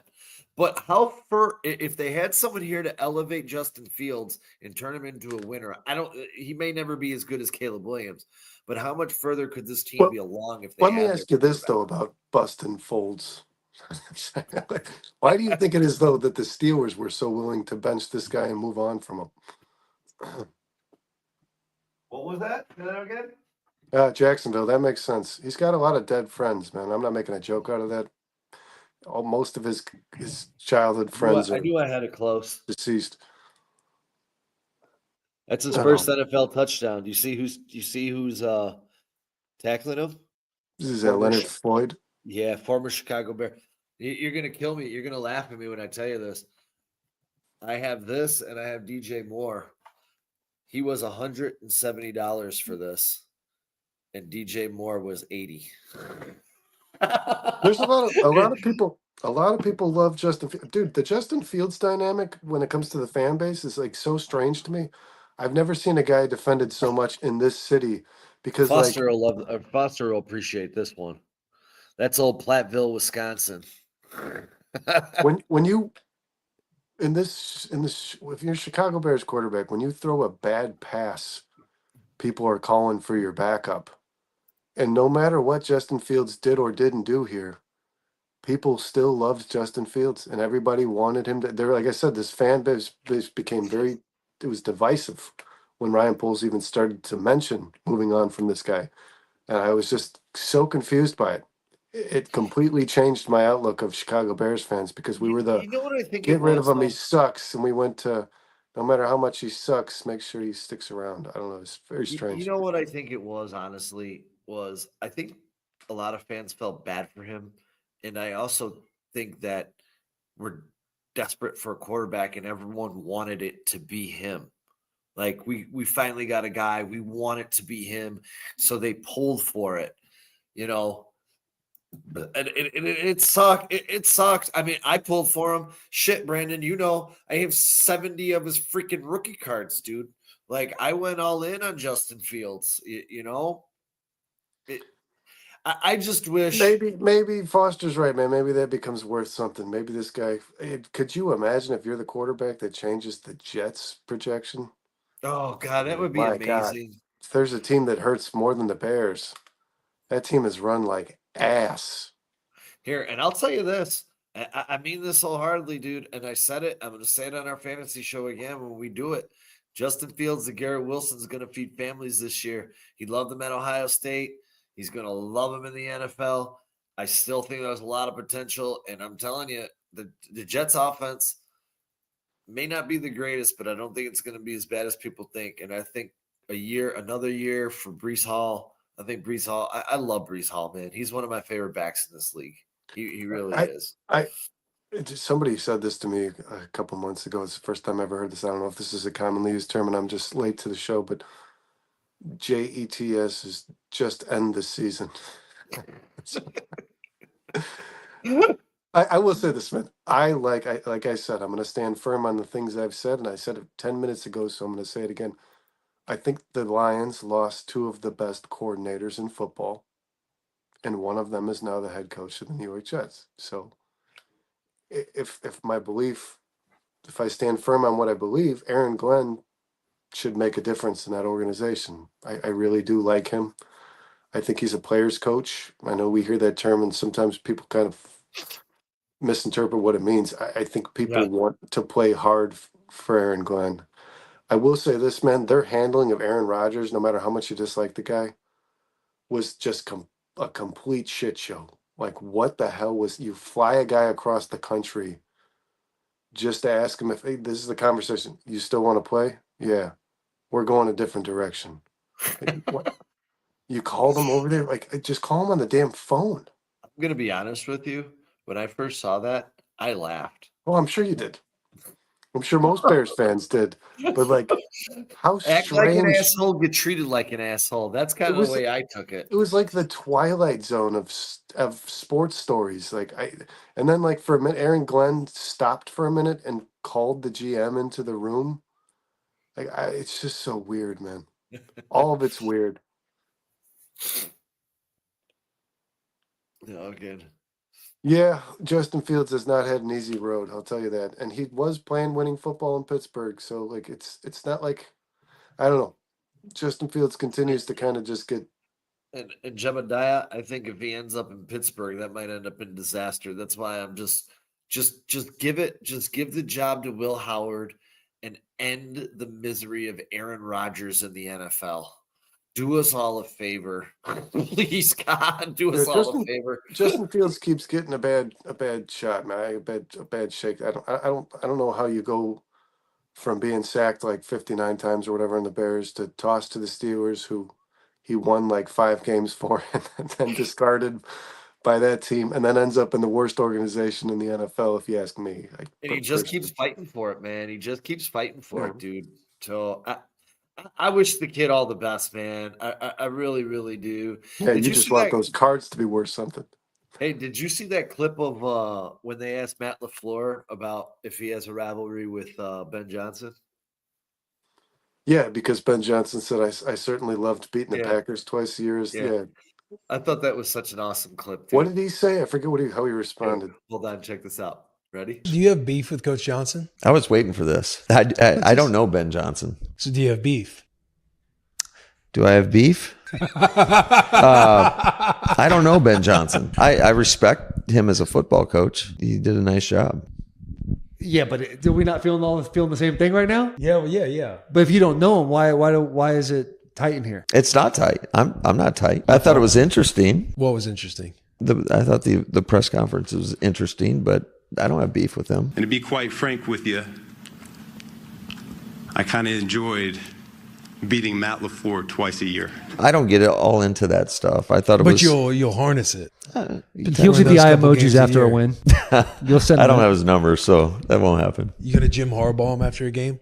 No, You beat him? I would never do that. Do you have the strength to do that? I don't know. Probably not. Apparently not. Apparently not. No, I'd never do that. Do you? That before looks like he could play football today. Man, Dude. I'm completely content with that. I wish he had just come out and said, I fucking hate the guy. You know why? Because the fact that Matt Eberflus and Matt LaFleur were going out to basketball games together, Made you sick. it rubbed me in such a wrong way, and it probably shouldn't have. Because like the reality is, Sean, the rivalry really doesn't exist between the teams as much as it used to. No. It's more in the fan base than it ever was. You know what I mean? Like fans hate Bears fans hate Packers fans and vice versa. But I don't know how much the Packers players hate the Bears players. Besides J.R. Alexander, I don't think the Packers and Bears players have any quarrel at all. But so the Well, rivalry is Brisker, not the same it was in like the 80s because I gotta the say, players I gotta wanted to think kill each other. they hate Brisker because every chance he gets, he's like, "Yeah, fuck Green Bay." Well, yeah, I'm sure there's some players here that are still trying to stir that pot, man. Like I said, the rivalry became really weak for a while. I mean, Yeah. Charles Tillman and Brett Favre were like really close friends, I think. Like it was, so I think it'd it's be gonna good to be see it bad. back. Yeah, it'd be good to see Matt LaFleur come out there and just say, "Yeah, fuck that guy, Ben Johnson." Did you I don't like notice? that. Did you notice in that video though when he asks him if he has beef the first time or the second time, he winks at him and doesn't answer the question? Yeah, Like, no, I don't know. you could tell. He's and it's probably because Ben Johnson didn't say, "I sure liked beating the Packers twice a year." He used Matt LaFleur's name. Yeah.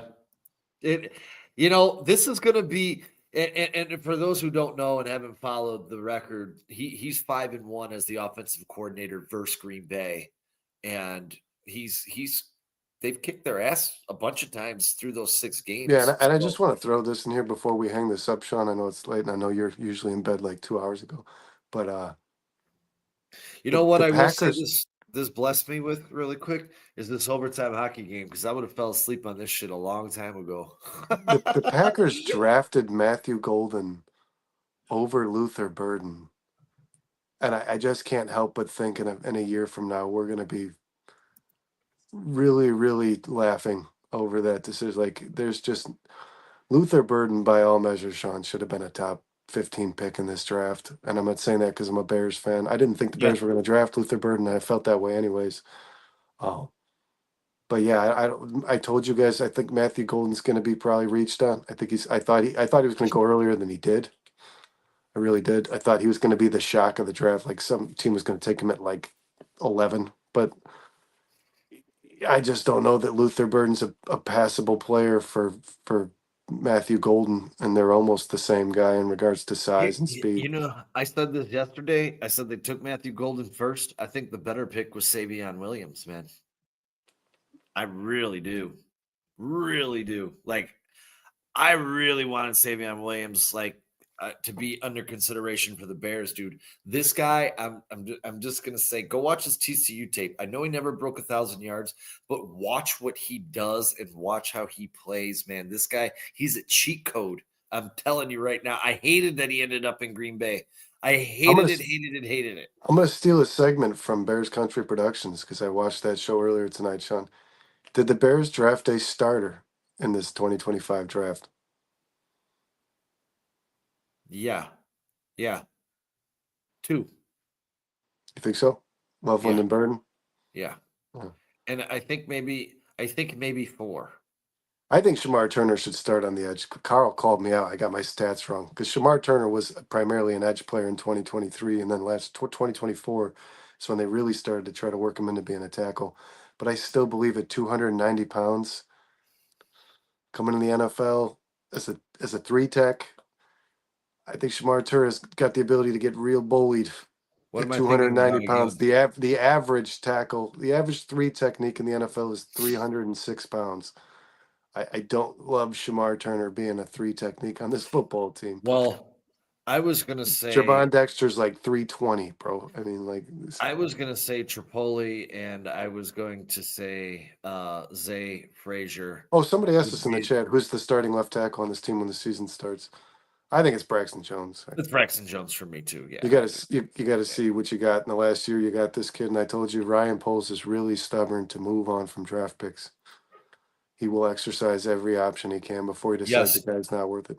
Yes, Joe, I do 100%. And I'll tell you, we talked about Hypolite being a pick of Dennis Allen's. Zay Frazier was a pick of Al Harris. They said he identified him 2 months ahead of the draft. And when you watch his tape, man, this guy's a ball hawk, dude. And I mean, I love Zay Frazier a lot. He's one of my favorite picks in this draft. Well, and we And I talked hope about the he works potential out. of if Brisker's injured, Stevenson would be an ideal fit at strong safety, and then Zay Frazier would be forced to play corner where Stevenson was. Yeah, I was trying to get it in the chat, Shorty, Foster. Your guys' chat blows up, man. Kudos to you. But me and Dustin did a show last week. Check it out. About the potential of Ben Johnson's 12-man personnel usage coming down drastically because a lot of people are like, well, no, he's got Colston Loveland. I could see Colston Loveland playing wide receiver as much as he does tight end, but Ben Johnson never had Luther Burden as his third receiver in Detroit. I'd imagine if another thing that we didn't like, Sean, another dynamic the Bears offense brings that no other offense in the NFL does right now is, besides maybe Tampa Bay, because they have Buka, is you've got Luther Burden, DJ Moore, and Roma Dunze on the field at the same time. That presents a challenge that no defense is prepared for. And I don't see Ben Johnson wanting to take that away. And then another thing, man, is everybody talks about Caleb Williams needs to learn how to play under center. Caleb Williams needs to learn how to play under center. Maybe Ben Johnson's going to learn how to coach in shotgun. I don't see Caleb Williams being 100% under center. No, I think don't Ben either. Johnson, guys, if we think Ben Johnson is the coach we want him to be, the coach we hired for him we all want him to be the Bears coach. You want this guy to adapt to his players. You don't want him forcing the square peg into the round hole. I don't want to see this. This is what I did in Detroit. And you had fucking Jared Goff. You had a guy who does nothing but play under center and a time system and get rid of the ball quickly, remaining in the pocket. I don't want to see Caleb Williams under center and in the pocket the entire time he's playing for Ben Johnson. That's the deadly trio, man. Although I do think Luther Burden's going to be number 3, not 13. I want to see Caleb Williams in a moving pocket. I want to see him get out. I want to see things that Jared Goff didn't do very well. Ben Johnson knows for a fact he's got a better player at quarterback. He's got to adapt a little bit. I mean, Ben Johnson and Caleb Williams got to meet somewhere in the middle when it comes to who's doing what for who, based on what strengths we have here, right? Design runs. How many design runs did Jared Goff have? Yeah, that's gonna be a big difference because he wasn't designing runs for that guy, but he also had Gibbs and Monty, so he didn't have to. You have got to design runs for Caleb Williams. There's no fucking doubt about it.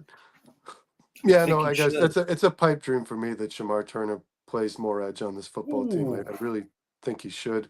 I watched a lot of Shamar Turner tape after the draft, and to me, he was a much more effective player when he was coming up over the tackle. He gets He bullied excites inside me. because he's a little guy, and it's crazy to say that at 290 pounds, but he's a small tackle. He excites me, but he doesn't excite me as much as Dave Frazier because I do think Frazier is going to push Stevenson. I do think that Frazier is going to have a big impact on his defense.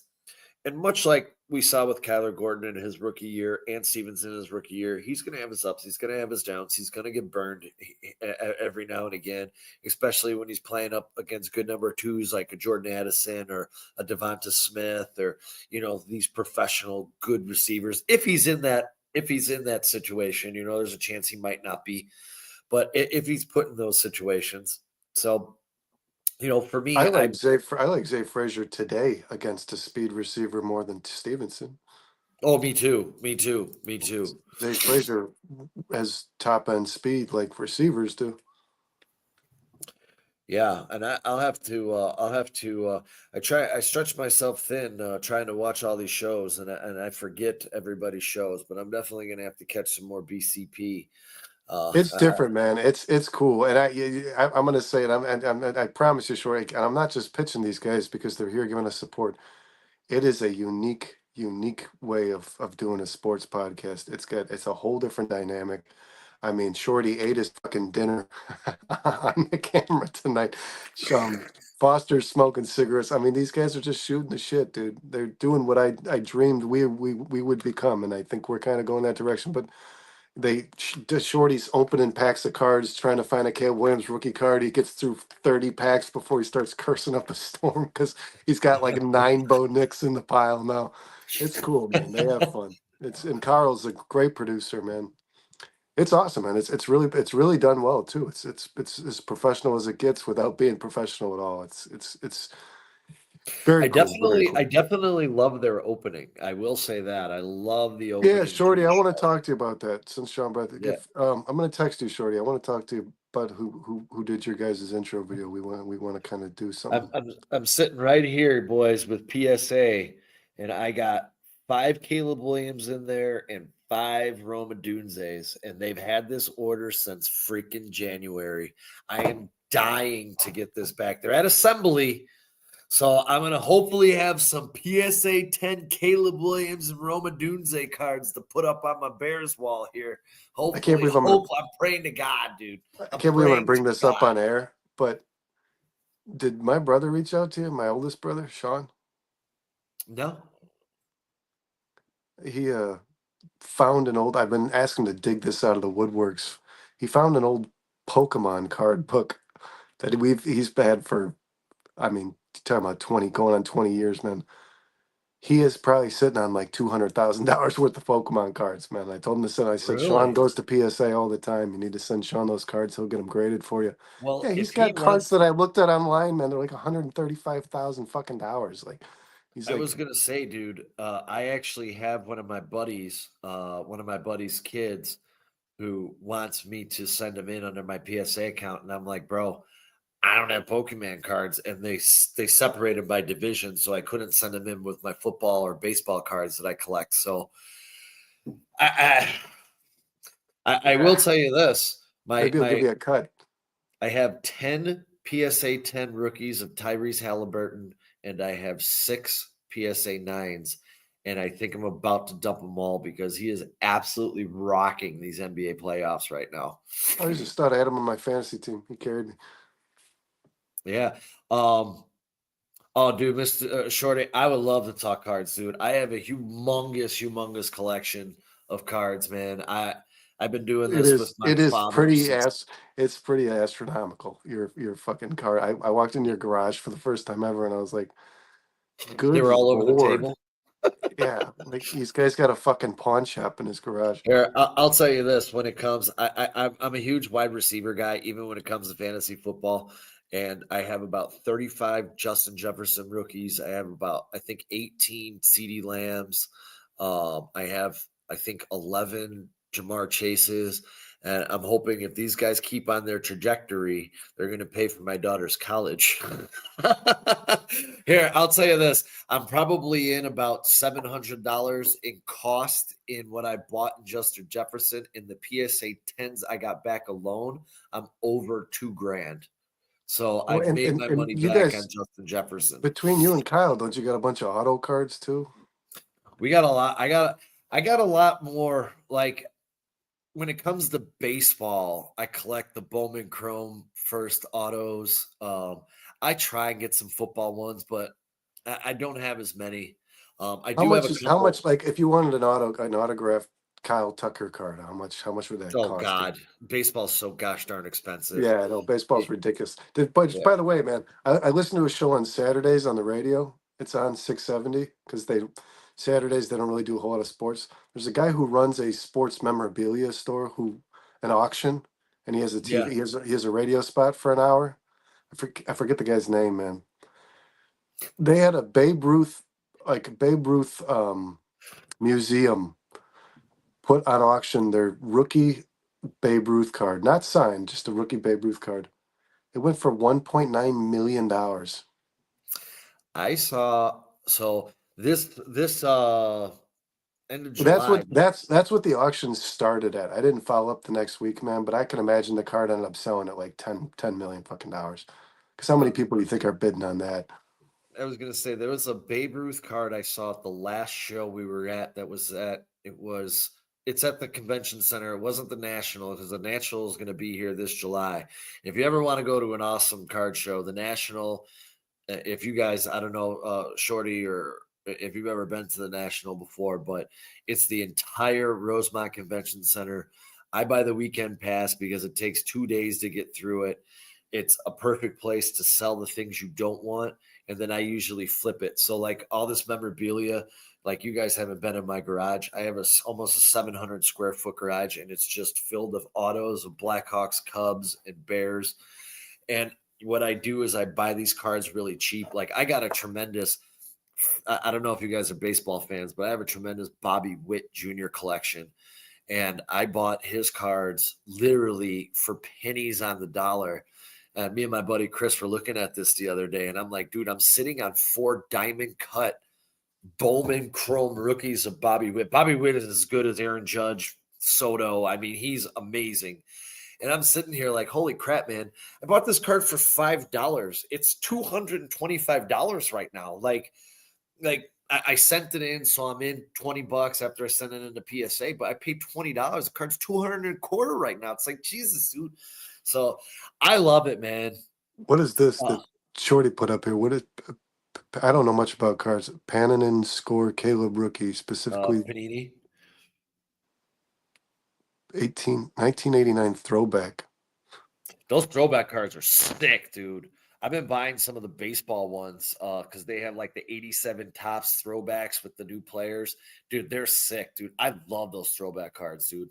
I bought his red, white, and blue Panini Chrome refractor. So we'll see. Trust me, guys. When I get these back, they're coming on a show with me because if they're tens, dude, I'm gonna be through the roof because quarterbacks pay more than anything. I have Pat Mahomes rookie too. I don't have it graded, and selling it just by itself without it being graded is about $300. But I know it's off center. But I was also thinking that it's Pat Mahomes, and if he keeps doing what he's doing, it's gonna turn around and sell for thousands of dollars down the road. Oh, So you know what else my brother Sean found when he was digging through his storage for those Pokemon cards? He has like hold on, I keep want to going. say I want to say anywhere between 75 to like 120 Jordan cards, Michael Jordan cards. So I don't know what those things are worth nowadays. I don't know if he's got anything Who's my worth guy who mentioning. just said I want a Caleb? Oh, hold on. Who just said he wanted a Connor Bedard in here? Whoever just said it. There you go. Was that a rookie card? Yeah, that's his young gun. That's his young guns. Connor Bedard. That's his rookie. It came back as a 9. So actually, your brother bought it for me for my birthday. So hey, what size jersey do you wear, by the way? Me? Football jersey, yeah. Don't tell anyone, but a small. A small? Oh Yeah. shit. All right. Yeah, Kyle bought me a large, man, last year for my birthday. He bought me a large Caleb Williams. I mean, I was like swimming in this jersey, like literally. It was what did he say? Oh, Shorty. So I'm going to tell you a little secret. All these cards that I have, I want to sell a lot of them because I want to flip. Peyton is one of the cards I don't have, his rookie, and I really want to get a 7 or an 8. And those are premium dollars. And my wife would kill my ass if I just went and bought one. So I'm gonna have to flip all this shit. You know what else I'm sitting on? And I don't even know if I told you this. I got my last order back, dude. I got 2 PSA 10 Anthony Edwards rookies back in my last batch that I got back. Oh yeah. And yeah, I know those things are gonna sell for some ducats too. I don't know how's he doing in the playoffs. I saw him banging with LeBron, but He's incredible when the playoffs come around, man. That's when he plays his best. He says he's a little guy. Just a little guy. I do a half sandwich and a soup. You guys don't. I mean, does Kyle wear the same size jersey as you? No, well, he fits the same jersey, but I think Kyle likes to wear it a little. He likes it loose. Medium. I don't wear clothes, man. My clothes are always I wear clothes tight fit. Everything I wear, especially working out here on the farm. Oh, but it's like the most comfortable for me. Like I can breathe when I'm wearing something that's like, ironically, I can breathe more when I'm wearing something that's like kind of close, like fitted to me. But yeah, I used to have a bunch of shirts that were like oversized that I wore just to beat the hell out of, and I threw it all out, man, because it like made me sweat. I'll tell you this. Ironically, You should still send that Walter Payton stained card in, because the card shop in Schaumburg that I go to, they have a PSA 1. It's ripped with a crayon mark on it, Wayne Gretzky rookie, and the thing is still $1,500, and it's the worst condition card I've ever seen. But if you go to the card shows, they sell for about $1,000 to $1,500. So, and that the story with Babe Ruth, I actually saw one of his cards, and it was not graded. It was out of the package, and it was just in a hard plastic. And this guy had it. He had it in a sealed case, and he wanted $80,000 for it. So, like a PSA 7 Walter Payton is still $700. I would send that shit in, man. yeah. The problem is once you find out how much it's worth, can you part with it, man? Like I said, my brother Sean just found a book with like I think it's over 100. He's got like over 100 Michael Jordan cards, and I know some of them are from very early on in Mike's career. I can't even imagine. What does he say? I'm 6'2", 225. Hey, hold on. Yeah. Hold on really quick. Shorty's not shorty for your height. 6'2", 225. Yeah, I'm 5'11", like right now, probably 155, shorty. I got sick a little bit ago, a few months ago. I was like close to 180. Got sick, lost about 40 pounds in 2 Bears months. boys out there. It's in the hospital a lot. That's Kyler Gordon. There's a signature for you. That's immaculate. And that one, I believe, this one is 49 of 49. So there's 49 of these in the world, and I got 49 of 49. Then I turned around, got another auto. This one's also number 2. What's this one? Number 2. This one is 42 of 49. So there's 49 in the world. And this one is to 99. So I got 3 autos. Limited, that's a hollow. Obviously, you can see the colors in it. That's a hollow. Yeah, that's all Kyler Gordon. This is in my next batch. This is in my next batch to go to PSA, because I'm going to dedicate my wall right here where I started with Kyler. He's going to have these cards up, and then I have another picture of him doing the spider web, and then I got this badass picture that I found online that I want him to sign. And someone did it with him in a Spider-Man outfit. And it's like 4 different pictures. I showed it to Kyle the other day, and he goes, dude, that's maybe the baddest Bears picture I've ever seen in my life, dude. It is sick. I could pull it up really quick, dude. It is so fucking sick, dude. And I can't find him at any autograph shows. I really want him to go to an autograph show. You really love Kyler Gordon, man. He's my favorite Bear, dude. It's not. Why does this keep doing this, man? You see, every time that I try to look at the chat, it keeps sharing this dumbass message that makes us look like we're begging people for money. I don't know what the hell it is, dude. New to streaming, like check our StreamYard and get $10 discount. I don't know what the fuck. I don't know why it's doing that either. Let me see if I can find this. I know I had this. Did I not save it in here? Shorty says I just pulled my McNabb signed card on BCP 2 hours ago. Hell yeah. Really? I love Donovan McNabb, dude. Donovan McNabb. My boy's team is LAD, Life After Donovan, because he was his keeper forever and he couldn't stay healthy. Did I not save this picture? I know I saved this picture. Yeah, Shorty, I'll have to text you and ask you how to do it because I cannot control the chat at all. It just puts this dumbass message up here. Every time I try to click a chat, that stupid fucking message comes up here. That's really weird. It's so aggravating. I think it's because do you always use your phone? I always use a phone to film. Like I keep my computer next to me for like things I need to search, and then I use the phone to film the show. Yeah. Yeah, it's very interesting, and I would love. Oh, here it is. Check this thing out, dude. Let's see if you guys can see this.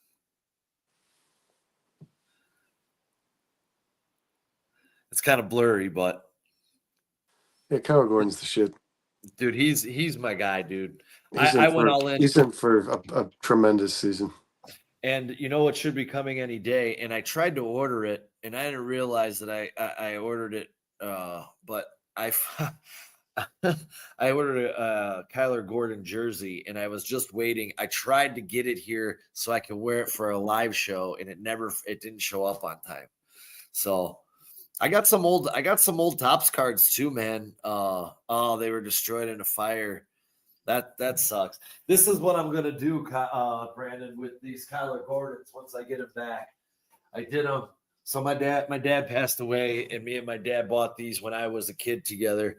So it's a little 3-pack of Rhino. These are 3 of his rookie cards. Hell yeah. So I preserved them forever in my dad's memory, and I got my dad's wall over there. So I'm going to do that with Kyler Gordon and put it up on the Kyler Gordon section over here. Hey, did I show you that guy? A guy on Facebook posted a picture of he made a Cubs post, and then a person named Ryan Sandberg commented on his post, and he shared it and said, "Hey, everybody, do you think this is the real guy?" The name was spelled Ryand. Ryan Sandberg. I was like, really? No, that's not him, man. This dude, like, how do you not go do your homework and Google the guy's fucking name? He shared it and asked the entire world of Facebook, like, do you think this is really Ryan Sandberg? Like, no, because that's not his name, man. Like, come on, bro. I just got some dude who offered to be my friend today, and his name was Mushin Muhammad. And I'm like, this is not Mushin Muhammad. That's Musin Muhammad. Come on. I'm friends with him on Facebook. Yeah, that's the receiver. Shut up. Yeah. Go look at his. He's got a big following on his Facebook. Go look at his pictures. I man. know, Like but I didn't know if on vacation, bro. I didn't know if it was like you can tell, man. If you click on it and like look through there, because I have a bunch of the scores, the 670 the score hosts, and like a few players, old Bears players. I'm friends with a lot of them. Like I mean, they probably don't do much with their Facebooks, though. I'm sure somebody. Yeah. Well, Musin Muhammad actually, like, he posts a lot of pictures of his kids and his wife and stuff like that. But yeah, you can tell when they're real and when they're fake, man. Like, especially this. This is the biggest hint. A lot of people do active players. Like, there's a guy who has a Caleb Williams profile, and everybody I know is friends with him. And I think they think that they're friends with Caleb Williams. And it says, like, where you put your job, where you work. It says works at quarterback, Chicago Bears. Like, I'm pretty sure Caleb Williams is not an idiot, and I Yeah, don't think, right. yeah, like I don't think he would let that fly if that was his actual Facebook. Oh man, I used to. I feel you. I mean, I didn't lose him to a fire, Jebediah, but I used to be the biggest freaking comic book reader when I was a kid. Like Marvel, Spider-Man, Spider-Man, and Incredible Hulk were two of my favorite. I didn't read X-Men too much, but I also read Superman and Batman. And I wish I had those comics to this day, because I probably would be paying for my daughter's college, dude. Those comic books are insane how much the retail value is It's on those things, it's man. crazy, man. If you knew when you were young the stuff that you were buying, how much it was. Like I had Pokemon cards. I didn't, I mistreated them and lost most of them. I had Beanie Babies. You remember those stuffed animals? Yeah, yeah. I ripped the damn tags off those things as soon as I got them. Then like 2 decades later, people are selling them with the tag still on for like $1,000. It's like a piece. Like, oh Yeah. man, if you only knew. You know what I got? And this is, let me pull it down. This is an official piece of Urlacher's jersey from the NFC Championship game against the Saints. It's certified, and it's Yeah, a piece of his armband. I have a piece of Scottie Pippen's jersey.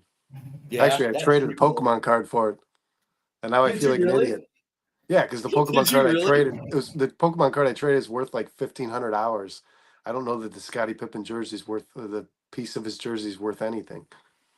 Dude, that Teenage Mutant Ninja Turtle books, Mr. Short, is probably worth some damn coin, man.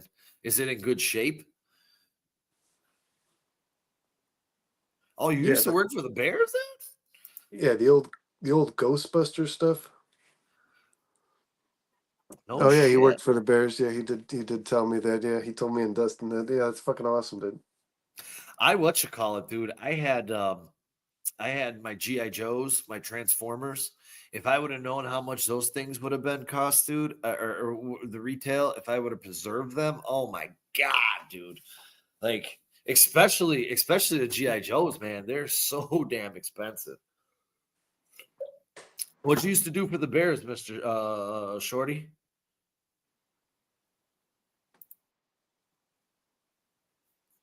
Be interesting to know. This is the longest. I think this is the longest show we've ever done. My wife's probably wondering where the hell I am and if I'm not in bed. She probably thinks I went out to the bar.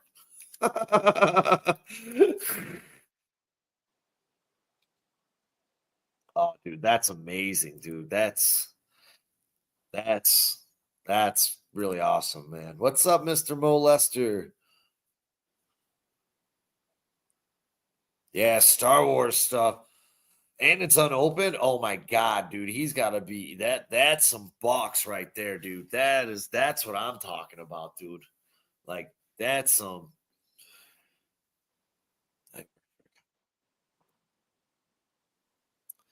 dude, that's pretty cool. Like when it was all in print. Oh, it's Foster. It's Foster Covers. He switched his identity.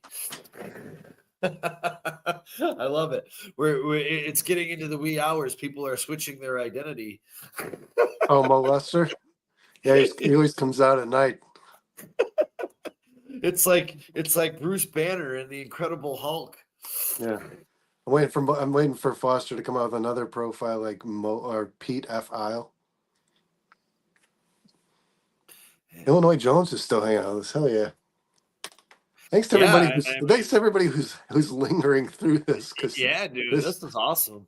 Like Yeah. I could do a whole dude. You guys on BCP, let me know if you guys are doing a card collecting show because I'd be all over that, dude. I love this shit. Yeah, I'm you guys studying- should. You guys should definitely collaborate on just like a strictly a card show because I'm telling you, man, when they did that, I'm I staying don't here. even I don't even can't wait collect for some. cards. I don't have anything to do with cards. I think I have some old baseball and basketball cards somewhere in my basement, but I don't do shit with cards. When Foster did this when Shorty did it on the show, I was enamored, dude. He was just opening packs and he had the camera like set on the cards. He's going.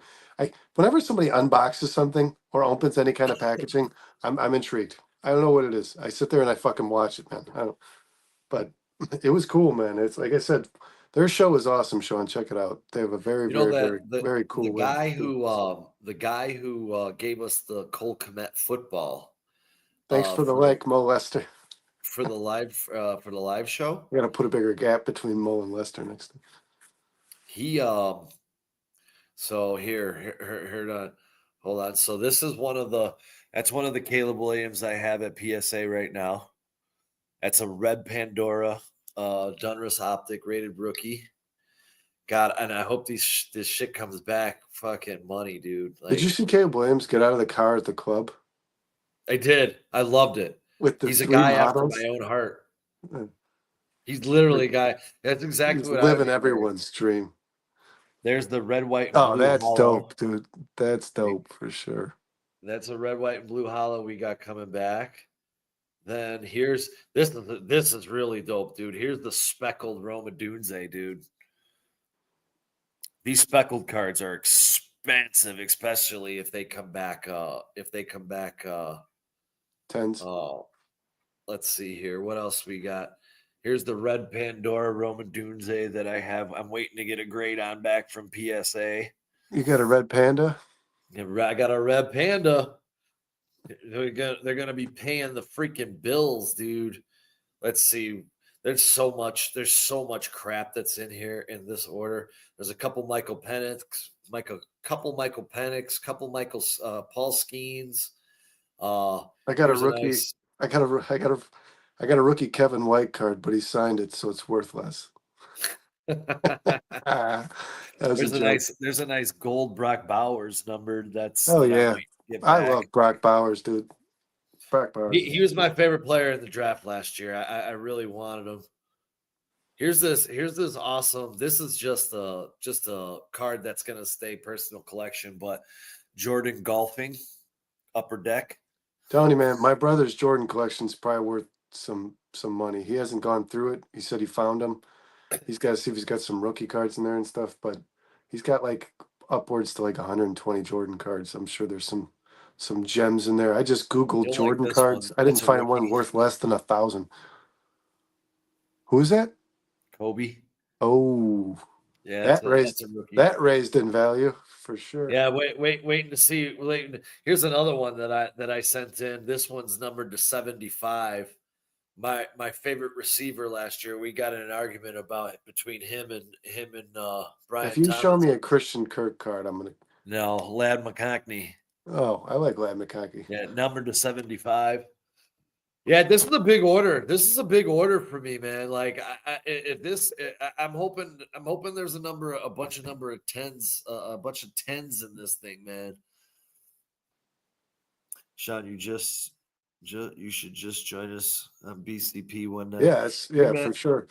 Whenever, I mean, just find me on Facebook Messenger.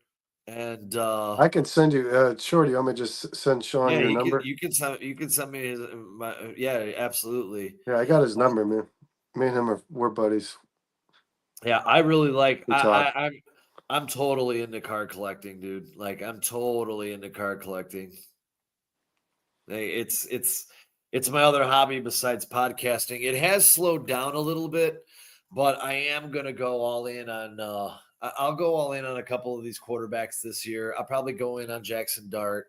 I collect greeting cards. What's that? I collect greeting cards. Cards. Every time I quit a job, I send them a sorry for your loss card. Well, I will tell you this: the wide receivers. This is getting ridiculous, man. Trey Harris, like 110%. I'm buying the fucking shit out of them. Trey Harris, especially. Dude. I think Trey Harris is gonna explode, dude. Explode this year. I think we got to hang this up, man. It's 1 o'clock. Yeah, this is the longest show we've ever done, dude. Yeah, I got to be up in like 4 hours. So do I. The alarm's going to go off at 5 a.m. This is why I'm same here. Same here. I'm a 5 a.m.er. Yeah, me too. I think it's 5:05. I think it's 5:05. It would typically like to try and get up and work out before going to work, but that's not happening tomorrow. Yeah, let me know anytime. Or today. Send me Brandon will send you the number, and then we'll definitely work something out. Thursdays are somewhat good. I probably have to join a little bit later because I have my daughter's volleyball, and I usually get home about 7:38 and do a couple things. But we'll definitely work something out, dude. That would be a lot of fun, especially if we're talking Cards and Bears. I mean, there you go, Cards and Bears. You can't beat that. That can almost be BCP, Bears, Cards, and we'll think of a P. Bears Cards Productions. There you go. Bears Cards and Porn. What? Hey, thanks everybody. This was a long ass show tonight. I highly doubt we're gonna get a lot of rewatches on this bad boy, but Well, let me say, I appreciate you, Sean. Thanks for joining me. Dustin, guys, had a beautiful baby daughter, so he's taking some time off. I think not just with podcasts. Oh, yeah, there you go. Camila, yeah. He's 7 pounds, 11 ounces. So, yeah, congrats to him and his wife. She's happy. She's healthy. She came out perfect. So, Sean, I appreciate you filling in. And I don't know, might need another week of this from you for sure, if that's cool. I'll be around. All right. Guys, this was the bare minimum. And thanks to everybody in the chat, man. This was a cool episode. I had this whole thing like outlined, and it just kind of went the direction it did because of what people were throwing out there. So, which is typically what the bare minimum becomes.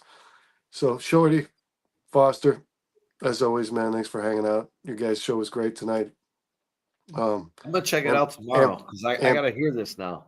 Amphiers, yeah, check it too. Seriously, watch their show. It's awesome, and they have a very cool dynamic, man. They do things that I don't, Sean. Since we started this, you're watching 100 different people's podcasts, trying to learn things and network and get to know people. There's nobody who does the things they do. That's why I've had a lot of people in the chat say, "Hey, I do a Bears podcast. You should check me out," and I do. In all honesty, I do. But theirs was the only one I think that I subscribed to and was like, I'm going to continue to watch because it's just different. None of the other people that said, check us out, do anything close to what they're doing. And then Shorty came on the show, man. He's a cool fucking dude. When he comes out here, we'll all get up. We'll definitely have to get up and break some bread. That would be great. Yeah. And then everybody else, Sean, I can't right now. My chat's not scrolling, but I know Amphiers was in there. I know Jedediah was in there. Foster's, Foster. Shorty, Illinois Jones. Yeah, Illinois. Thanks for hanging out late, man. Hell yeah. Fakin Foster. Is that another account of his? Probably.